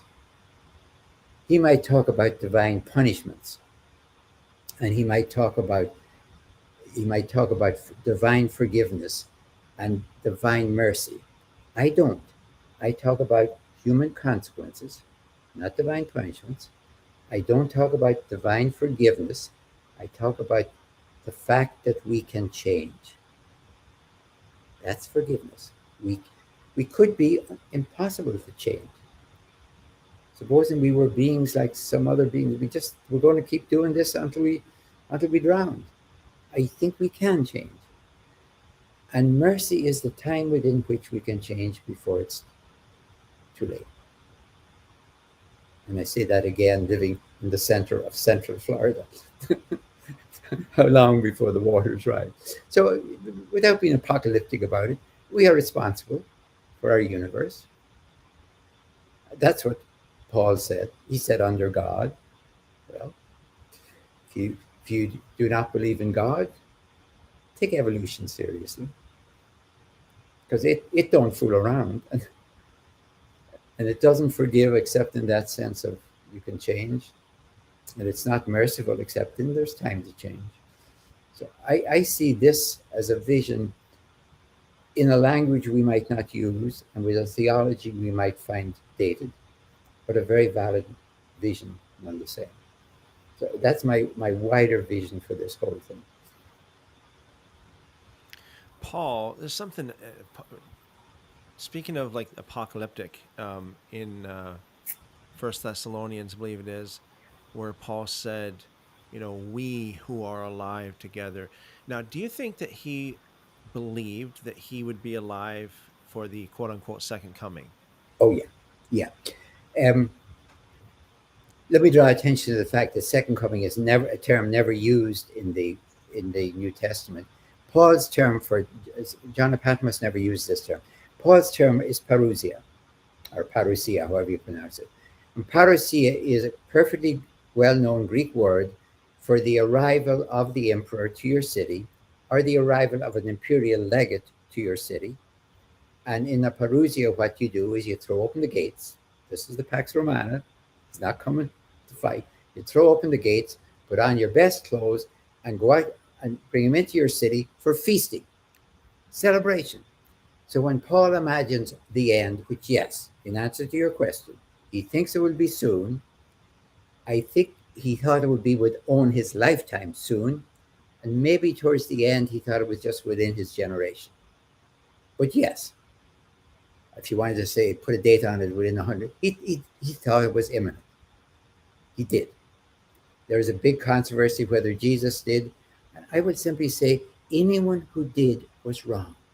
If Jesus thought God's rule on earth would be over within 100 years, he was wrong. And I advise everyone to get over it. Now, I want to use a parable. Allow me to do this. I want to talk about message and time. Message and time. Supposing you had an epidemic that hits two countries at the same time. An epidemic. Two countries get hit by this terribly serious epidemic. The ruler of the first country says, let everyone wear a mask and it'll all be over in 3 months. The ruler of the second country says, nah, masks are a waste of time. It'll all go away in its own way in a year. Now, it took a year for it to go away. So the ruler of the first country was wrong about the time. But at the end, only 100,000 people had died because they all were wearing masks. In the other country, the ruler was right about the time. It took a year for herd immunity, and 1 million people died. So my point is, unless your message is only about the time, then your message can be valid and your time can be wrong. Sure, if the message of Jesus is within our lifetime, it'll all be over. If that was the only message, then I don't know why it ever succeeded, because clearly it was wrong, as was John the Baptist, to be fair. I don't know why it's around, but I understand that the message of Jesus and of Paul was how to live in this world. And nowhere do I find them saying, look, it doesn't make any difference. Just do whatever you want. It's got to be over. Or do I find them really saying, you better do it because God's coming and God's going to get you? You know, they all use a threat every now and then, but that's not the core message. The core message of Jesus and of Paul is how human beings should live on this earth in freedom. And they thought it would be over soon, because what they're asking human beings to do, to live in freedom and responsibility and accountability, is almost more than we can do. So I really understand how everyone listening to Jesus or Paul said, yeah, fine, but it'll be over soon, right? Let's talk about when it'll be over. No, let's talk about what we're supposed to be doing. And then we'll see whatever happens. Let's talk about what we should be doing. That's what I see Paul doing, honestly. If I saw him saying, the second coming, let's say, is coming soon, and you better be lined up and doing what you're told, you're all getting it, I would say, that's his message. It's wrong. The whole thing is irrelevant. It's wrong. He says wrong as if you had somebody on television who announced there's a hurricane coming to Florida. And there was no hurricane. Oh yeah, you're in trouble. You're in real trouble. You can't make a threat like that. If that's your message, and be wrong. Now, you might say we should stop building on the shorelines and everything else because the water is going to rise. And maybe if the water doesn't rise, you might have to adjust. But But message and time can be separated as long as the message is not exclusively, primarily, particularly about the time itself.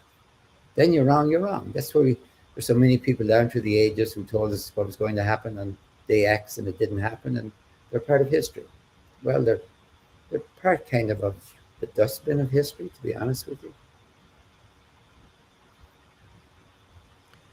I find it interesting. You said about this, like this, the term "the second coming."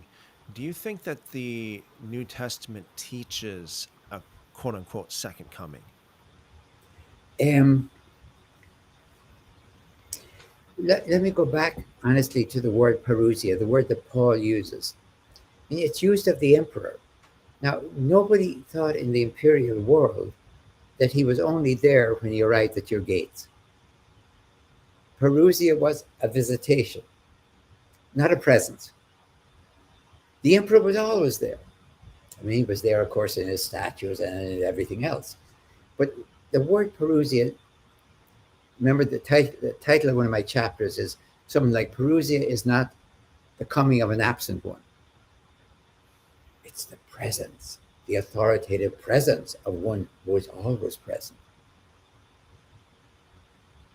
It's kind of like, in a way, a presidential visit to your town. He doesn't become president when he arrives at your gates and stops when he leaves. He's always the president, but now he happens to be visiting your town for a celebration. So Paul imagines that the parousia, that's why Paul says Jesus is coming in the air. We go up to meet him. Now, which way do we go then? Back up? No. In parousia, you bring him back in. You don't go out to meet the president or the emperor when you come and say, hi, have a nice trip, off you go. You go out to bring him into your city for celebration. So Paul's whole idea of the parousia is a great big celebration. When Christ comes back to say, you guys did it. You really did it. Let's have a party. That's his vision. Now, that's not John of Patmos. John of Patmos is you blew it. And Jesus is coming to punish you. Like the police are always there, but now they're at your door. So, in itself, second coming would presume that the first coming failed. So when Matthew says, I'm with you all days, of course. You think he's leaving?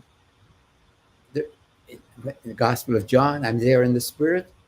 It is, if I may use a term I don't use too often, it's profound Christian heresy, if not apostasy, to think that Jesus is gone and coming back soon or someday or whatever. Because the coming in the sense of parousia always means the visitation presence of one who is always there. Let me put it that way. So we have to imagine exactly my case. President comes to your town. Now, it could be for celebration or it could be because there's been a disaster, but he's coming to help. So that's the way they're seeing it. If you want to use second coming, I think it's bad theology, actually. I think it's the celebratory presence of one who is always there. And that's very good Roman theology, because when you had the Adventists use the Latin word of the emperor, nobody thought he wasn't there when he wasn't there. He was there all the time. And you were reminded by his coinage, in your hands every day, by his statues everywhere, by his temples. So the idea that this would be the coming of one who wasn't there, didn't come, that's not the meaning of it in the culture. And it's not the meaning for Paul. The big difference between Paul and John of Patmos is that Paul is thinking celebration. And he doesn't spend much time saying, and after Jesus comes back, boy, are you guys going to get it? Because when he's finished celebrating with the good, nice Christians, he's really going to cream you guys. He could say that, and maybe he thinks that, but he talks about the celebration of a job well done. And John of Patmos is threatening the advent for failure. So that's why I did put Paul into comparison with John of Patmos, because there are two visions of what this, even if you call it second coming, could be imagined as. Amazing. Another thing you said in your book there, chapter 10, really, I find it very amazing. Caesar was called Savior, Lord, and Son of God. Yes. Yes. So those terms were used for Caesar long before they were used for Jesus. Yes. I mean, we're very close to the heart of the matter.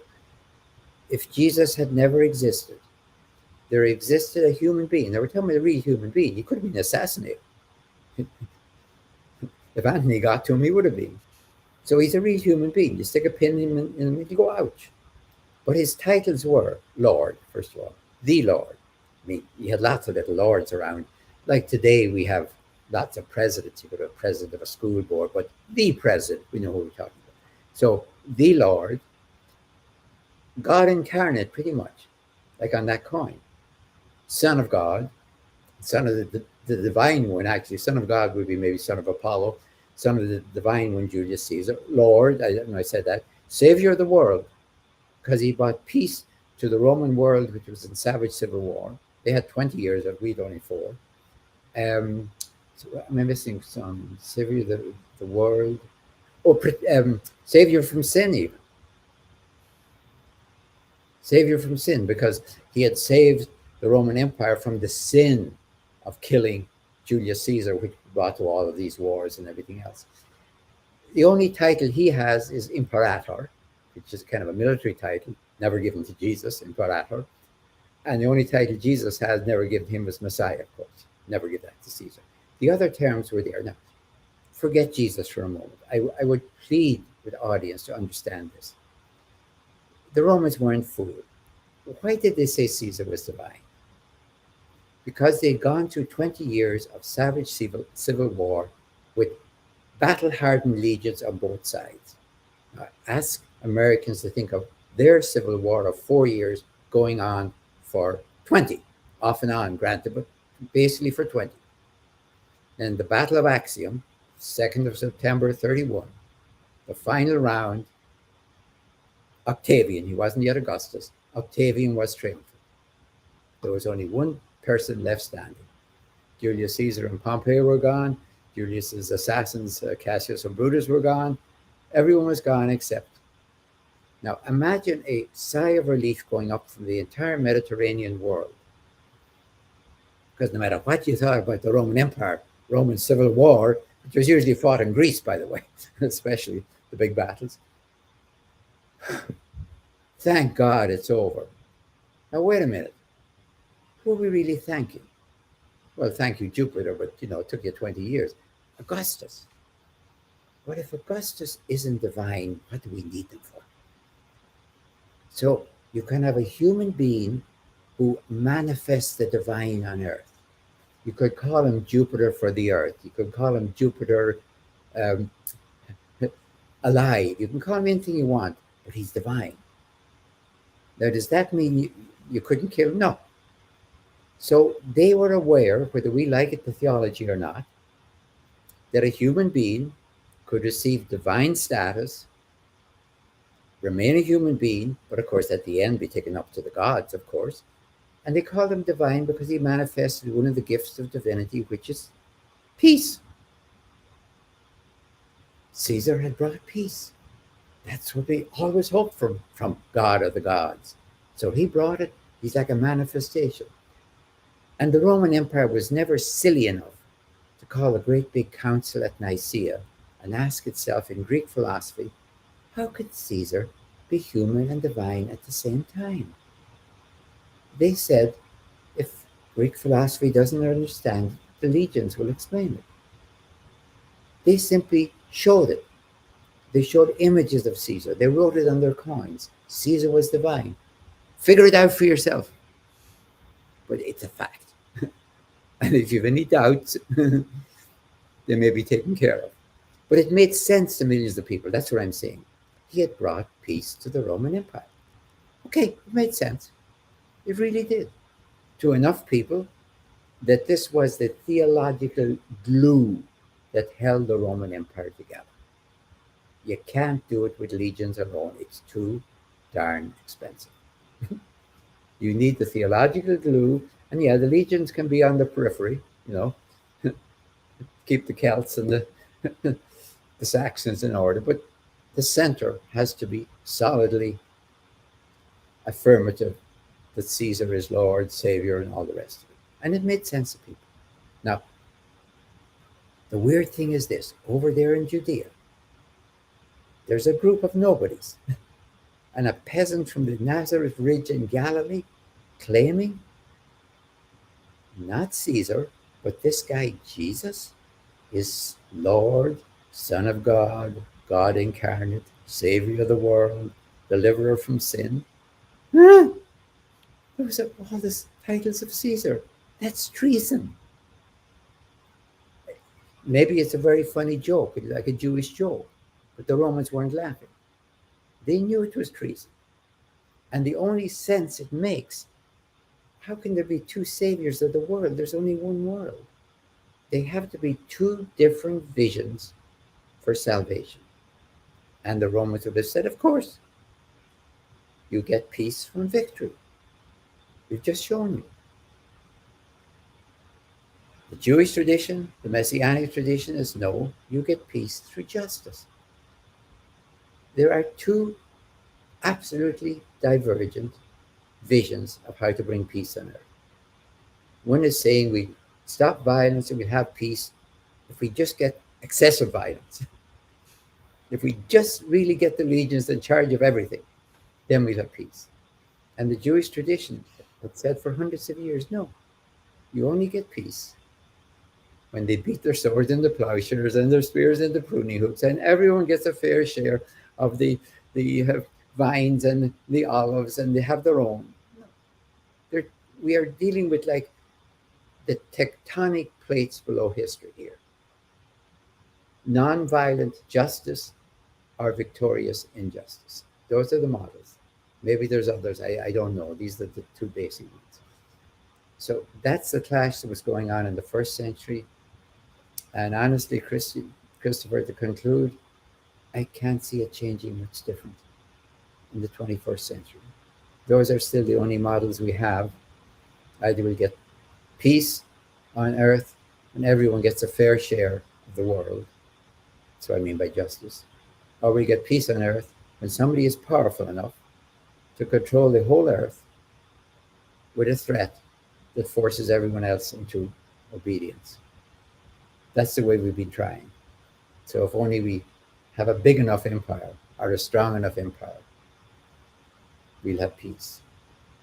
I think it's a bankrupt vision. I think it was bankrupt 2,000 years ago.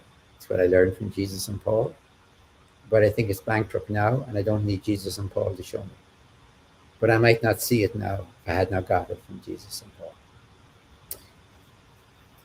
So that's what Surrender unto Caesar is about. Amazing. Yeah. One more thing here that I just wanted to ask you about before we move on here, and that is in chapter 13, you said that, okay, so where it says in the Gospels that the Roman authorities handed Jesus over to the Jews, that's not what really happened. That's not historical. Oh, no, not at all. No. I think that the most historical single phrase is Josephus' own summary. The chief men among us handed him over to Pilate. I think that is correct. I think as collaborators and responsible for keeping Jewish turmoil down so the legions didn't come down from Syria, the high priestly authorities were against Jesus. They were right. He was creating turmoil. Of course, they knew he was nonviolent, but they also knew he was an activist, and they were right. So that's what they were afraid of. Now, what would they have said to Pilate? If they said to Pilate, well, we don't like his theology, Pilate would have said, get out of here. I don't like your theology either. I mean, he was stuck there for 10 years and pretty contemptuous. If they said to him, now this person has been going all the way around talking about God's rule, the kingdom of God. And you know, Pilate, that God's rule is Rome's rule because Caesar is God. And we know that the kingdom of God is Rome. Now he's talking about the kingdom of God. That's treason, and he's plotting. In the atmosphere of the volatile atmosphere of Passover, Pilate would have accepted that. That makes sense to me. I don't see Pilate as this tortured Hamlet figure. Oh, I can't do. They're mocking Pilate. The idea of a Roman governor listening to the crowd. That's absolute contempt. The one thing that the Romans vaunted themselves on was their impartial justice. I think somewhere in Cicero, there's a mockery of some court case which is taken too close to the crowds shouting one way or the other. That a governor was supposed to be impartial in justice. That was their vaunt. So the idea of him listening to the crowd, no matter what they're saying, or screaming crowd telling a governor what to do. No, I can't imagine anything more against law and order. Much worse than this guy Jesus, no matter what he's done. If I was Pilate, I'd take care of the crowd first, then I'd take care of Jesus. Because the crowd is dangerous. You don't let the crowd rule. So it makes sense to me that Caiaphas, let me put it personally, said, this man is dangerous, and here's why he's dangerous. He's talking about God's rule, which is right. And God's rule is not Caesar's rule. That's treason. That's right. So we have to get rid of him. It's dangerous. Crucify him. If it was anything else, Pilate might have said, oh, you guys get rid of him. I don't care. Do whatever you want. But no, public. Only Rome could publicly, officially execute. And crucifixion was for disobedience to Roman law and order. As you said it early in the game, to crucify the leader meant nonviolent resistance. Crucify Jesus and the 11, that meant Pilate considered them violent. And that would be wrong. I would say Pilate was wrong if he did that. But from Pilate's own point of view, Jesus was an activist. And I think that is right. And activism was what Rome saw was in between philosophical talk about freedom and all the rest of it. That was lovely stuff. Rome didn't worry about that. And violence. In between was what we would call activists. For example, the Pharisees and their students who climbed up on the temple and tried to remove the golden eagle, probably, I suppose, on either the western or the southern side, because it's submission to Rome, the golden eagle. That was not violent. They didn't come in, and attack the temple. But it was activism. That's why they're going to be dead. So activism is that dangerous in-between moment between talk and violence. And Rome did not tolerate it. So Pilate crucified Jesus. Nobody else crucified Jesus, and nobody else had the authority to do it. The high priest could have talked all they wanted against Jesus if Pilate hadn't seen something there that was deserving of public warning, because that's what crucifixion is. Otherwise, he just garroted, that takes a squad of soldiers. They have to beat Jesus into weak enough so he won't resist them, but alive enough to get to Calvary. I mean, that takes expert torturers. They have to beat you within an inch of your life, but they want you alive when they put you on the cross. So expert torturers, they have to stay there until this guy is dead and nobody can take him down off the cross. Iron nails, the whole thing. That's a whole thing you don't do if this guy is just a nuisance. If there's no warning involved, you simply, as I said, would garrote him in the prison and toss his body over the wall or whatever. So public, official, legal crucifixion of a leader without any of his followers tells me a huge amount of how Pilate sees it. And I think from his point of view, that's the right Roman judgment. And that is why Jesus was crucified. That's just why Jesus was crucified. Alone. I think, by the way, those two people who are crucified with him are to fulfill the biblical prophecy in the Psalms of being crucified among the wicked. I don't think those are not his followers, obviously. Okay. Well, see if we have, I'm not sure, don't want to keep you too long there, Dom, but I'm not sure if we have any time for questions in the chat. Well, we could go to, it's my time is 4:15. We could go to 4:30 maybe. Okay. And by the way, just before we get into the chat, for those listening, if you have not got yourself a copy of Render Unto Caesar, do that, because everything we're talking about is in that book and much, much more. So definitely, how can they get a copy of your book? Well, the obvious way, of course, is you can get it to Amazon or any of your local booksellers. Any bookseller that doesn't have it, you should tell them should be ashamed of themselves. I mean, whatever is the most convenient for you, to be honest with you. You can get it to read, or you can get it to hear, and get it to read any way possible. See if I can share my screen. I'll get it up on Amazon just for. Yeah, you might be able to get from Amazon. Just to show people the cover of it. Yeah, cover is very beautiful, I think, because it has the coin on the cover, and you can see very clearly. There's only about 10 examples of this coin extant in the world. It's quite rare because it's very beautiful, and this is the best one to read. I had to go get permission for this because it's most of these are for sale. You can't get them in museums. You can see down reading counterclockwise from about 10 o'clock. No, do I have it? No, I'm doing it wrong. Counting clockwise from about 2 o'clock. See, Theos. Yep. Theos. Sebastos, which means Augustus. That's Greek for Augustus. And then Caesar. You see it over there, going up there. And that's the image of Tiberius. Actually, it's one of these coins. It's hard to tell because the other side has Augustus. I mean, the other side is Tiberius on one side, Augustus on the other. So, kind of, who are we looking at? There's two faces on there.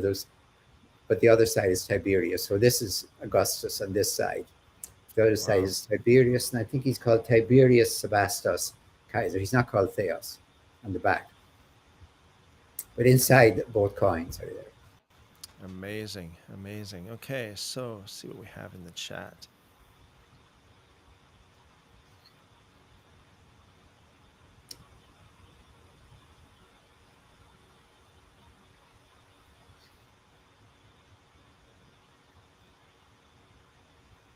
Okay, so let's finish it. Ask the question: if Jesus didn't know he was going to die in Jerusalem, why did he predict that he would die? Now, you have to understand again how to read these. 3 times in Mark's gospel, Jesus, let me put it carefully, Mark puts on the lips of Jesus a prophecy 3 times, the third time in almost excruciating detail of what is going to happen. That is Mark's way of saying, even though it happened, Jesus was willing.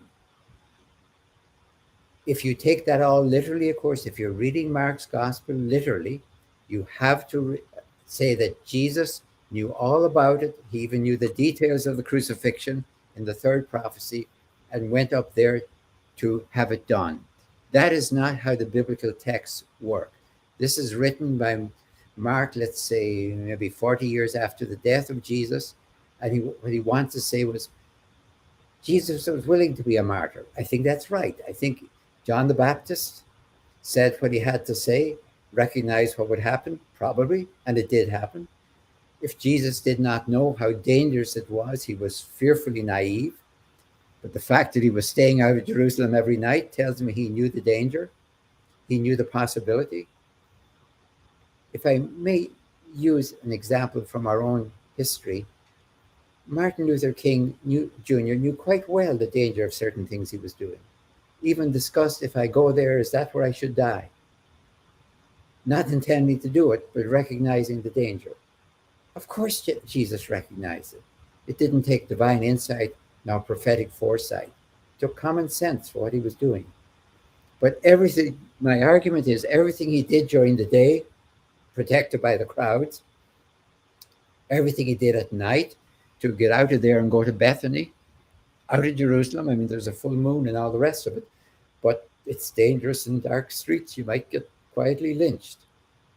Everything he's doing is trying to avoid getting killed. And that's, I think, the deal which his followers said. Come on up here. We can protect you during the day, and we can protect you by getting out of Jerusalem at night. And if I was Caiaphas, it would take me, with or without Judas, about 4 or 5 days to figure it out. Every day, every night, he leaves the temple, he crosses the Kedron Valley, he goes around the Mount of Olives to Bethany. Can't get him in the temple, can't get him at Bethany. If I intercepted him somewhere down there in the Kedron Valley, I could grab him in the dark. I could get this whole thing over before anyone knows what's going on. I can take or leave Judas. Maybe it's historical, maybe it's just good fiction. There always has to be a traitor. But it makes absolute sense. Tammy asked a question on crucifixion. Was it typical for family/friends to remove the bodies off the cross for special burial? Not regularly, because regularly, I'm talking about regularly and normally, the function of crucifixion was to leave the body there almost, this is a horrible thing, for the birds or the dogs. The function of crucifixion was not pain. It was a public, I don't want to say degradation, of course, a public dehumanization, negation. It was to wipe the person out. It was the same as being tossed to the beasts. To have nothing left decent to burial. Now, granted that, could you bribe the guards to get the body down from the cross after it was dead? Of course you could. Then, now, always you can bribe guards. There's a case that Josephus tells us about. 3 of his friends were crucified in the crucifixions in 70 after the fall of Jerusalem. He found out about it. He managed to get, I think, one of them down alive after 3 days. So depending upon how strong your constitution was, you could last on a cross, if you weren't beaten to death already, for quite some time. And that was the function. It was imperial terrorism. You were supposed to look at this and be terrified, like being cast to beasts or burned alive. These were the supreme penalties. So yes, you could get the body down and then you could give it any burial that you were capable of, but only if you could bribe the guards, because they were going to be there to make certain you didn't take the body down until it was dead.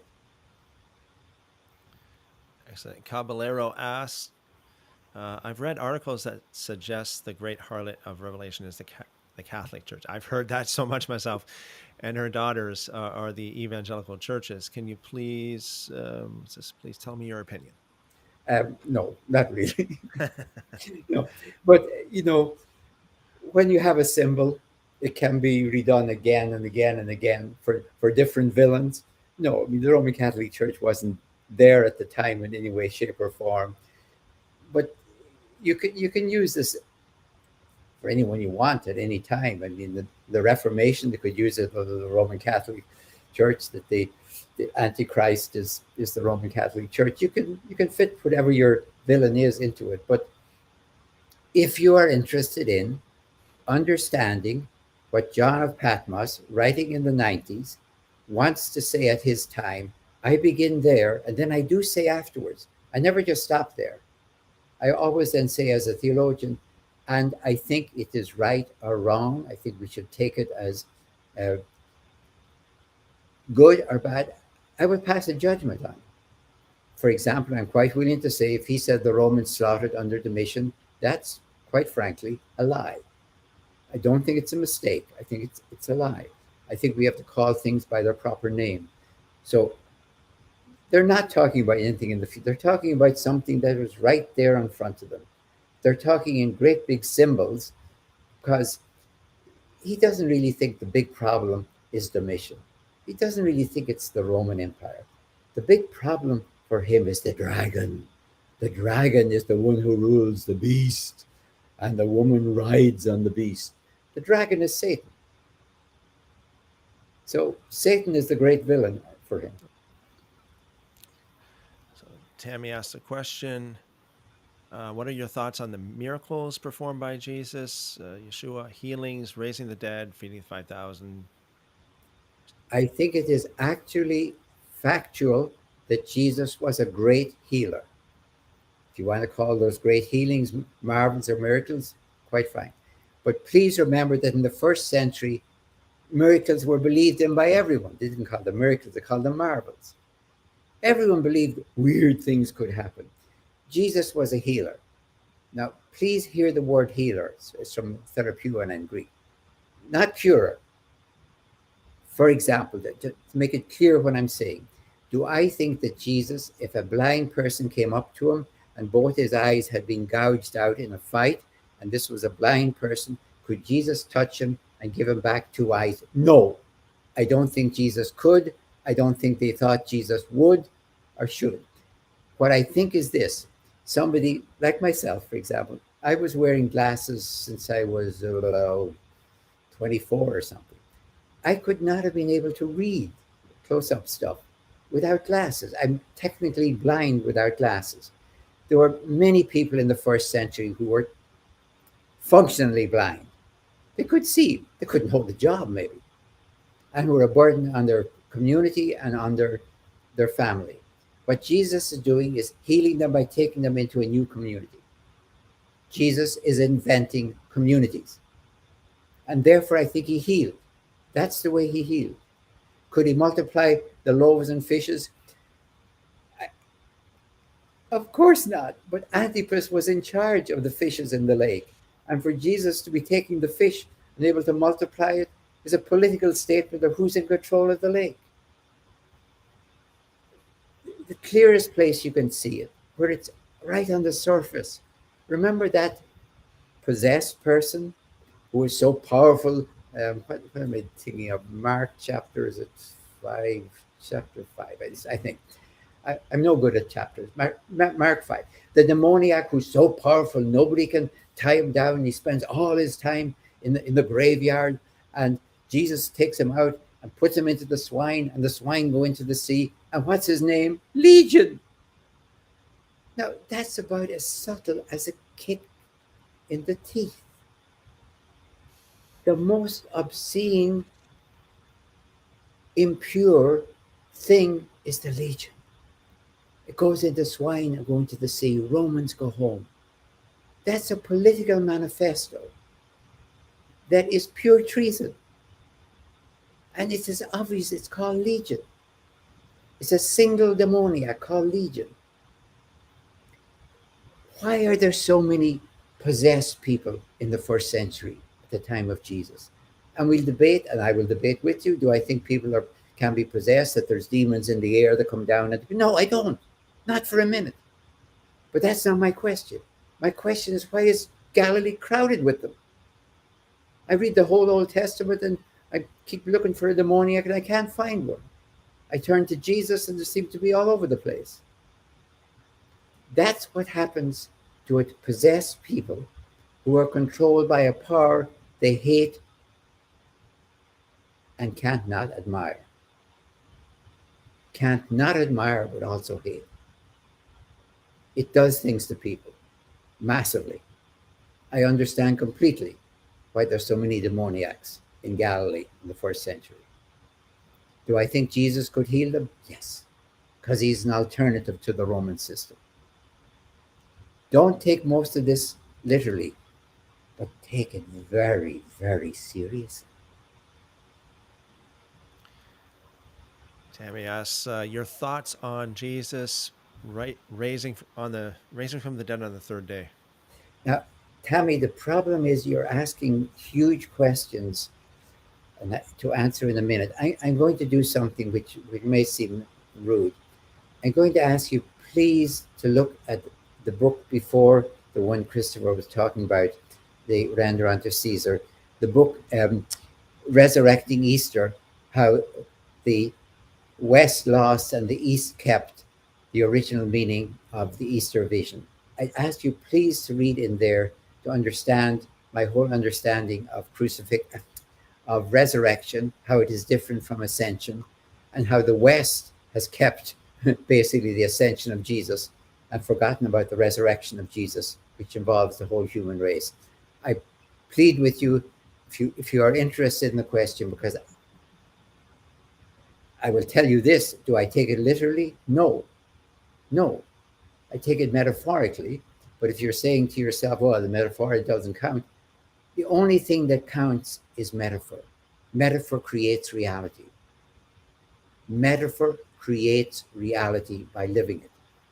So if you can say it's only a metaphor, then you don't understand what I mean by metaphor. Resurrection is a metaphor for how we are to live with Jesus and Jesus with us. And I think we better listen to it very carefully. Okay. And I think I'll take one more, probably, Christopher. Okay. Do you have access to the chat there?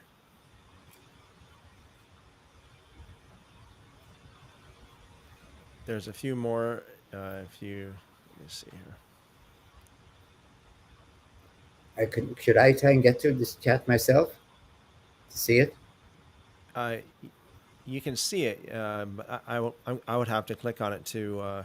Okay, whatever helps.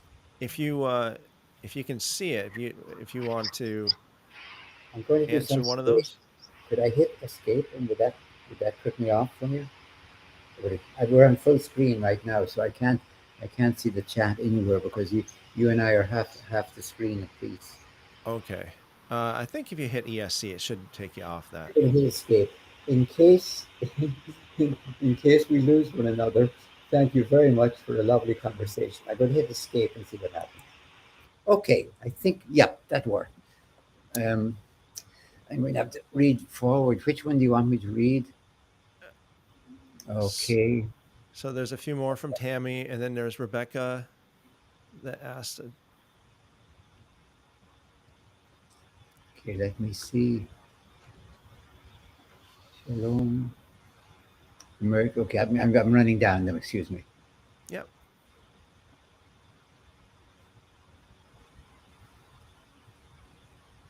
Oh, I'm ready back up from the greetings. I don't know if I see anything else. They're all shaloms and welcomes, and let me see. I don't see any more questions, Christopher. There's a couple here. Are they up before Tammy's one, maybe? There's a couple more from Tammy here. Maybe if you wanted. So there's two here. She asks, does Jesus believe and preach that he is the Jewish Messiah? As far as we can tell, Tammy, no, because Jesus's focus is really not on himself, but on the message that God's rule is present, not coming soon, but God's rule is present insofar as we collaborate with it and participate with it. So God has a Jesus has a message. Now, it's perfectly possible, I can't prove this, that somebody listening to Jesus is liable to say, well, I think this guy's the Messiah. And by the way, it's absolutely possible too that somebody looks at one of those coins and says, well, I think this guy's my son of God, not what's his face over there in Rome. Because these were titles that were available. But we don't have clear evidence that Jesus went around saying, I am the Messiah. And if he did, as far as we can tell, he just had to spend the rest of the day explaining what type of Messiah he was. Because the common popular idea of Messiah at the time of Jesus is that he was somebody who would by divine power or whatever, get rid of the Romans. Not necessarily by a military action, but possibly by divine power. He might even say, "Be gone," and they'd all disappear. But that he would have to explain, "I'm not that type of Messiah. I'm a Messiah that calls you to collaborate in the messianic age and make it happen. I can't do it by myself."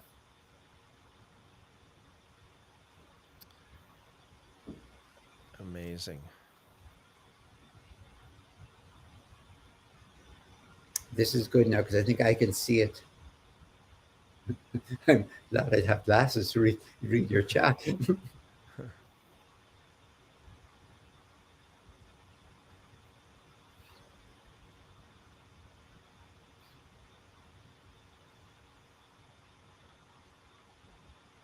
So everyone else?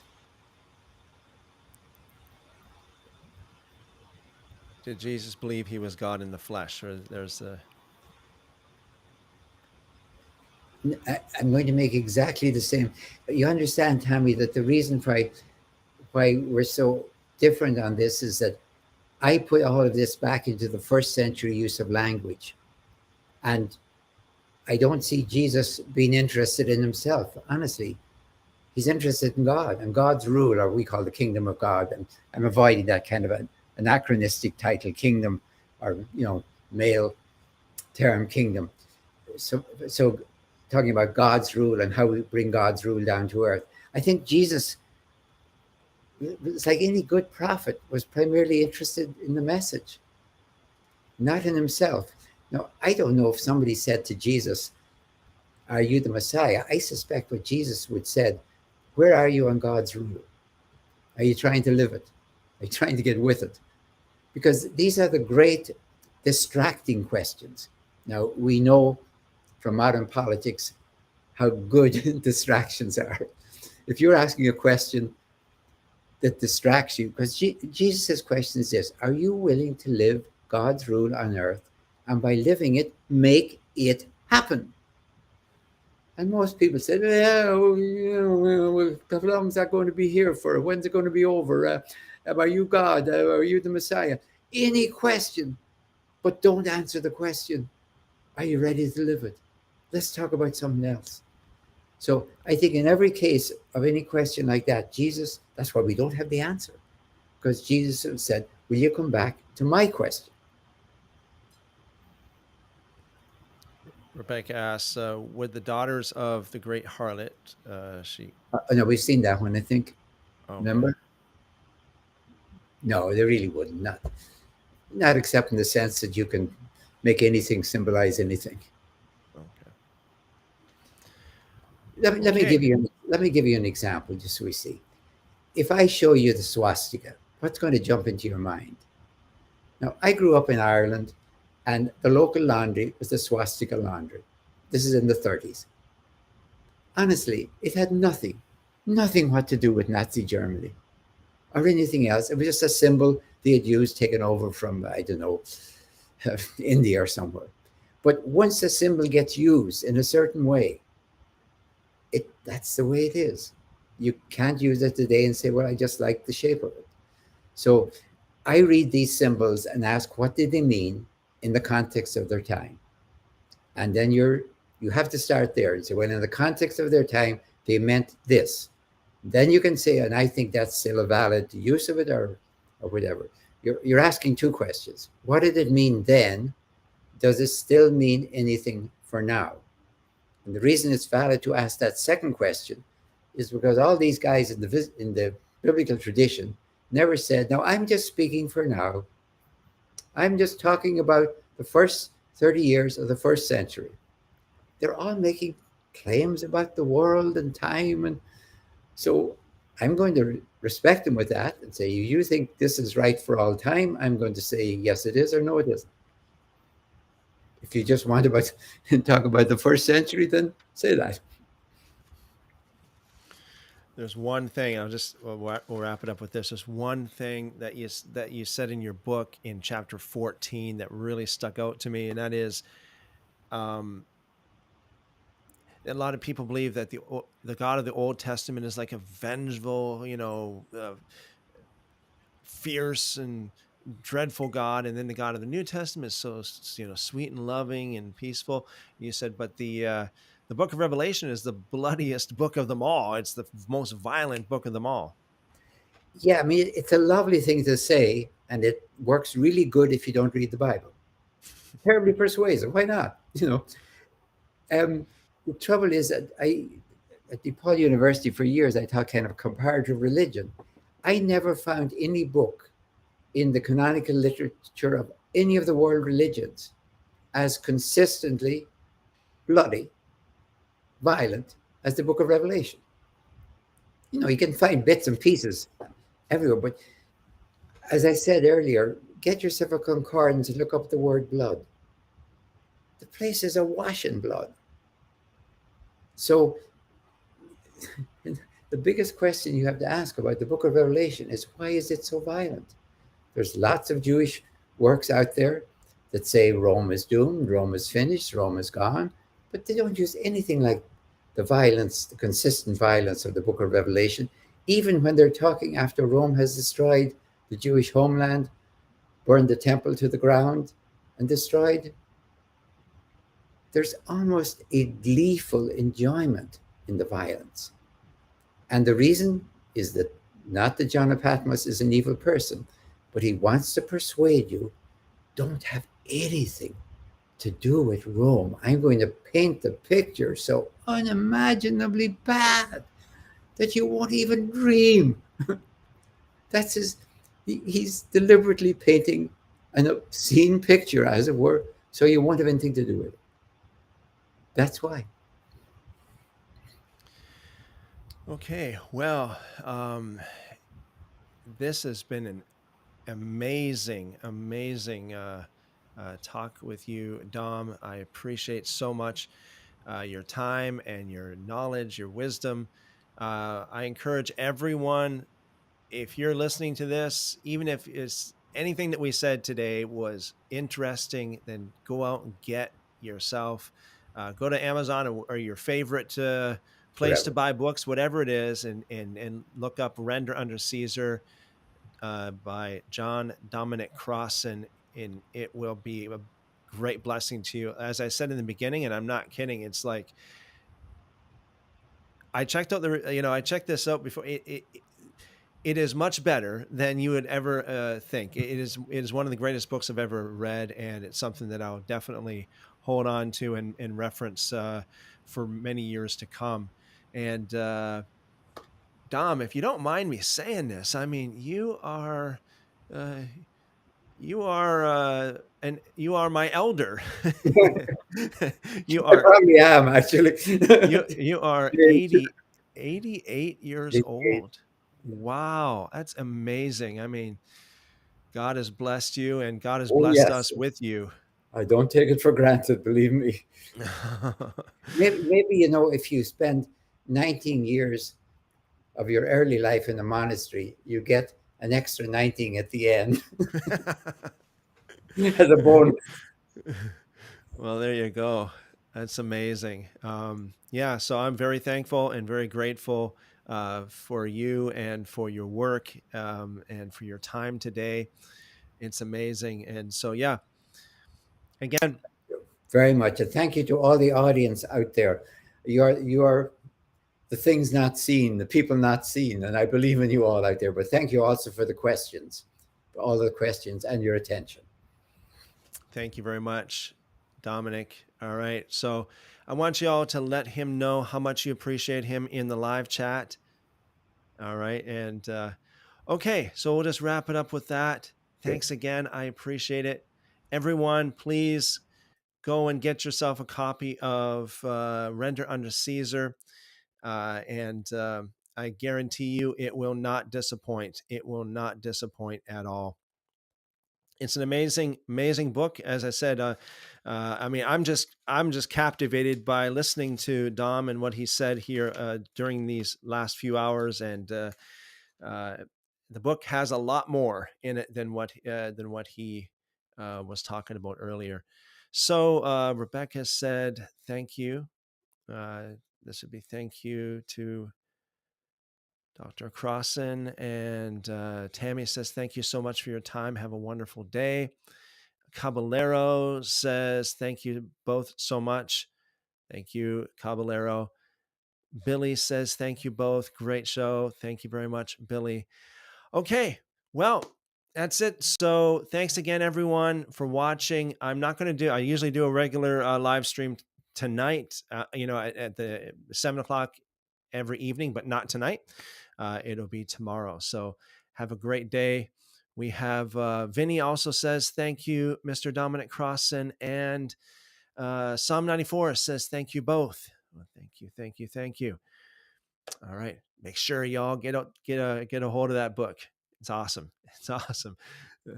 As I said earlier, it's almost a sin. If you don't have that book, it's almost a sin. All right. Okay. I will see you tomorrow, everyone. I'll be back at 7 p.m. Eastern, and hopefully, Lord willing, God will bless us again with another visit of Dr. Crossan. And Seek the Lord says, thank you, sir. Wonderful discussion. All right. Okay. I'll see you guys tomorrow. As always, I pray that every one of you will be blessed, that the Lord will bless you and keep you, make his face to shine upon you, lift up his countenance upon you, and give you wonderful, wonderful shalom. Amen, amen. All right. See you tomorrow.